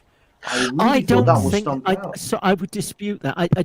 What you're seeing is a small group of like-minded people, and if you look at the numbers, what are you looking at? Even, the other day when you had Doolan on, and you had all of those people that swamped the site. They came from, they ambushed you. Well, you know that, don't you? I knew they were going to come. I knew but you know that they were on another site and they were watching you, and they all came onto your site. They and came they came onto my channel. You know that, don't you? As in, but what did they do though? I mean, I didn't really pay attention to the text. Right. What happens? I don't know whether it happened the other night with Doolan, but I don't know whether it happened with Doolan the other night, right? Really, but I know that what happens on other sites, there are DLive sites, and there's like a set day, and they will go and they'll all go onto that site, and they say, now let's all go to this site. And it might be somebody that's like a sort of train site, or it might be somebody that's a gamer's site, and they'll suddenly just blitz it. They'll suddenly all go onto there and they'll start typing nonsense onto it. Right? But what You does know? that do? Is that going to affect the algorithm? Does that affect the? No, actual, it's just like a sort of they fun. just swamp you. It's just like a fun dogfiling. thing. We just you know. I mean, look. When you were talking to Doolan, one of the things that I found was that you know that the talk was flying past because people were spamming the chat with the same message over and over and over. Banksy, I'm going to be off now. Banksy, I'm going to go off now. Take care, Akuma. Have a good Sorry, one, Dan, mate. I didn't drive you off today. No, I think it's getting late. It's 1:30, and I'll be honest. Right. I was planning to slowly right. wind it down, but it's okay. Ned, finish your thought. No. When Doolan was on the other night, they were spamming the chat with the same message over and over and over and over and over again, and they would have like big blocks of emotes, like 30 frogs or whatever, and then a big chunk of text. Yeah. And one of the major things I had, you know, I was sort of trying to moderate. It was just trying to keep up with it because you had one person that would just be spamming the same message 10 or 12 times. Yeah. I'm afraid I timed them out because otherwise all you get is just like loads and loads of just like emojis, you know, just loads and loads of them. Yeah, no, that's exactly what I want as far as like moderation or administrators are concerned, is to stop the spammers, because then it makes the text impossible for anyone else to read. So yeah, there are those who are flooding the text with 14s. I imagine, I'll be honest, I wasn't paying attention to the chat because I wanted it just to be an interview or a conversation between me and Ricky, and I didn't want to let the chat influence our conversation. So I pretty much told him, I'm going to ignore the chat, you ignore the chat, we're just going to have a conversation between us, forget about what's being said in the chat box. And I glanced over a few times and I saw, you were like coming down with the hammer well, and you actually... But it's just people spamming, you know, just people constantly spamming, you know. Yeah, that's what I mean. That's why I saw initially the flood of like 14s and frogs, and that's their repertoire. Now, to be honest with you, most of the time I wouldn't give a crap, but if other people who actually want to have a conversation, want to feel involved in the show, then it's gonna put them off. Blanked out, and on top of that, dislikes. I don't know whether you've checked, but you've got something like about 200 dislikes. Yeah, that's obvious. obvious. And do you know what it means? It means we own this.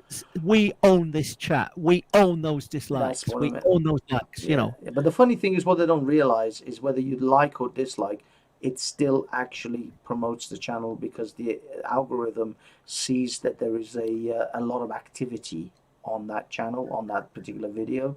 So it doesn't really matter whether you like or dislike. I mean, likes are better than dislike, because the more likes, the algorithm will work in favor of the video, but it still works in favor of the video anyway, because the dislikes still show that this particular video actually has a lot of activity on it. So it's all... If you get a chance, have a look at some of the comments. But that's the thing. I looked at the comments underneath the video, but I haven't sat down and gone through the live stream comments. You know what I mean? The actual live stream, because it's just too much, and it's like an hour. No. I mean, I totally understand, but it's just it was a great idea getting Doolan on. I won't keep you too much longer. It was a great idea. But look, you got swamped. I mean, I was expecting that. I was 100% expecting that. That's why I set it all up, saying that I told Ricky, I'm not going to look at the chat. Don't look at the chat. We're not going to acknowledge the chat. We're not going to take questions from the chat. We're just going to have a conversation between us. And then once that's done, we go, we can end the stream. And that's why I started a second stream for those in the chat who wanted to have their say, because I know they were all like itching and dying to scream something. And I said to them, okay, fine. Now you want to say, so you want to have your say. Here's the... Interestingly enough, the people that really are doing this, they didn't come on, and it's such a shame they didn't come on. Yeah, well, that's because that's their modus operandi or whatever, operandi. That's what they want to do. They want to spam the hit chat. and run. Yeah, Hit and run. these are groypers. These are groyper tactics and games and whatever the fuck that is. These are not serious people. That's why I don't really take note of those things because Juvenile games. yeah, they're just I did shit like that, dude. It's not like I didn't do it. I've raided other people's not YouTube channel. This was way before YouTube. But have you noticed that whenever you go onto those sites, you get blanked straight away? Oh, though, of course. But I mean, I used to troll. I had the drunken troll where I used to sit and look at like Raspek's channel and commentate over it, and then spam it, or not spam, but like send him little jabs, little comments to piss him off, and then they would time me out, and the same with Ralph. So every time I'm on there, every time I say one thing that's slightly off, you're out. It's a timeout. Yeah, they just immediately time you out. So of course these guys can't take it in reverse. When you actually jump on them and you do it to them, they don't like it, and they'll immediately time you out. So that's why I have no problem when you time them out or other admins time out like spammers. If they're spamming, then fine. If they can, I swear I'm not even joking. They can come on here and call me all the cunts on the planet, and I wouldn't care. But you spam my chat and not let anyone else have a conversation because you just typing 14 and frogs, repeatedly. Then no, you go kiss my ass. I don't give a, I'm not gonna accommodate that. But I don't care. You can come on the chat. You can come on the fucking panel and call me an asshole. I honestly, that's not what I care about. But I do think that if other people want to have a conversation in the chat, then you spamming it is not gonna. You're not giving me any new information, and you're not even being funny. It's just boring spamming, and it's just bullshit tactics. But to be honest with you, that's their groyper tactics. So I expected It's getting old, though, isn't it? It's getting old. It's kids. I mean, I don't know. I'm gonna bounce, but good man, I'm gonna good man. bounce. Thank you, Thank you, Ned. But just before I go, you know about Madfraz and Tan. Yes, I've been following. Let's not say any more than that. No, I'm gonna say it. Mad flag. Right, I'm going. Okay, you go, and I'll finish it off with my. You take care, mate. Take care, it's mate. good, really good talking to you, It's mate. been good, mate. It's been good. Okay, boys and girls, it is I and us alone. I think this is pretty much a done show. I've noticed there's a few other live streams running tonight as well. Seems it's a packed house with live streams tonight. There's a few people, even fucking Sargon's running the Thinkery fucking live channel. What the hell's going on here? Okay, boys and girls, before I totally wrap this up, I just want to say yes. Mad Fawaz is apparently, according to Tan on Twitter, and if you follow me on Twitter, it's Banksy Style UK at Banksy Style UK. You can follow me on Twitter and tweet and twat me. Also, you can follow me at Banksy Style on Parler as well. And I have my Discord. You guys know about my Discord channel, right? It's, I think, in the description. If not, just message me and I'll send it to you. But I've actually created. There's a couple of things. I've created a section in my Discord that's called The Ring, and that is basically a fight club. You go in there, it's an insult room, it's an insult voice chat, and you can basically insult the living shit out of everyone. I haven't introduced it widely, I've just literally mentioned it now. This is the first time I'm mentioning it. So if you are part of my Discord, I want to create a little bit of a Royal Rumble scenario, a little bit of an insults sort of chat space. So you can go into the ring and you can swear the living shit out of whoever you want that's in the ring. Anyone that's in that section gets it.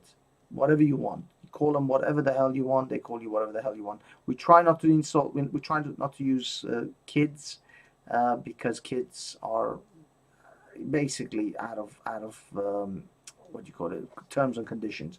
So no pedophile conversations about shit like that, people. The mods will kick you out.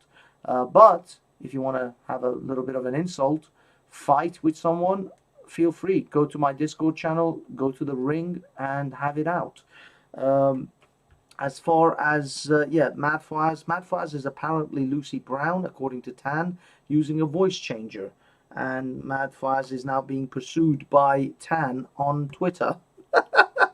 So there's that happening. What else? That's it, really. That's all I've got to say. I'm done for another day. Maybe I'll do another one tomorrow night. I don't know. I've got quite a few things to do tomorrow, so we'll see how things unfold. If I can get another stream in, we'll do another stream tomorrow. In the meanwhile, ladies and gentlemen, thank you so much for coming. Thank you for hanging out with us. It's been awesome of you and just brilliant. I hope you guys got some ideas, some information, some things out of this. And I'm just looking for a outro music. I'm just gonna play something random. Well, guys, it's been awesome. As always, love each other, love your families. Call your mum if you haven't called her in a while. Call your brother, call your sister. Make up with your relatives and your spouses and your siblings if you are in the middle of a fight. Don't go to bed angry. Don't if you're finding a little spell of depression, talk to someone, call someone, and sort of get it off your chest. I think those things are important. If these are the things that you are suffering in life, pick yourself up a little bit, take a deep breath, and go for a walk and shake it off and get back in the saddle.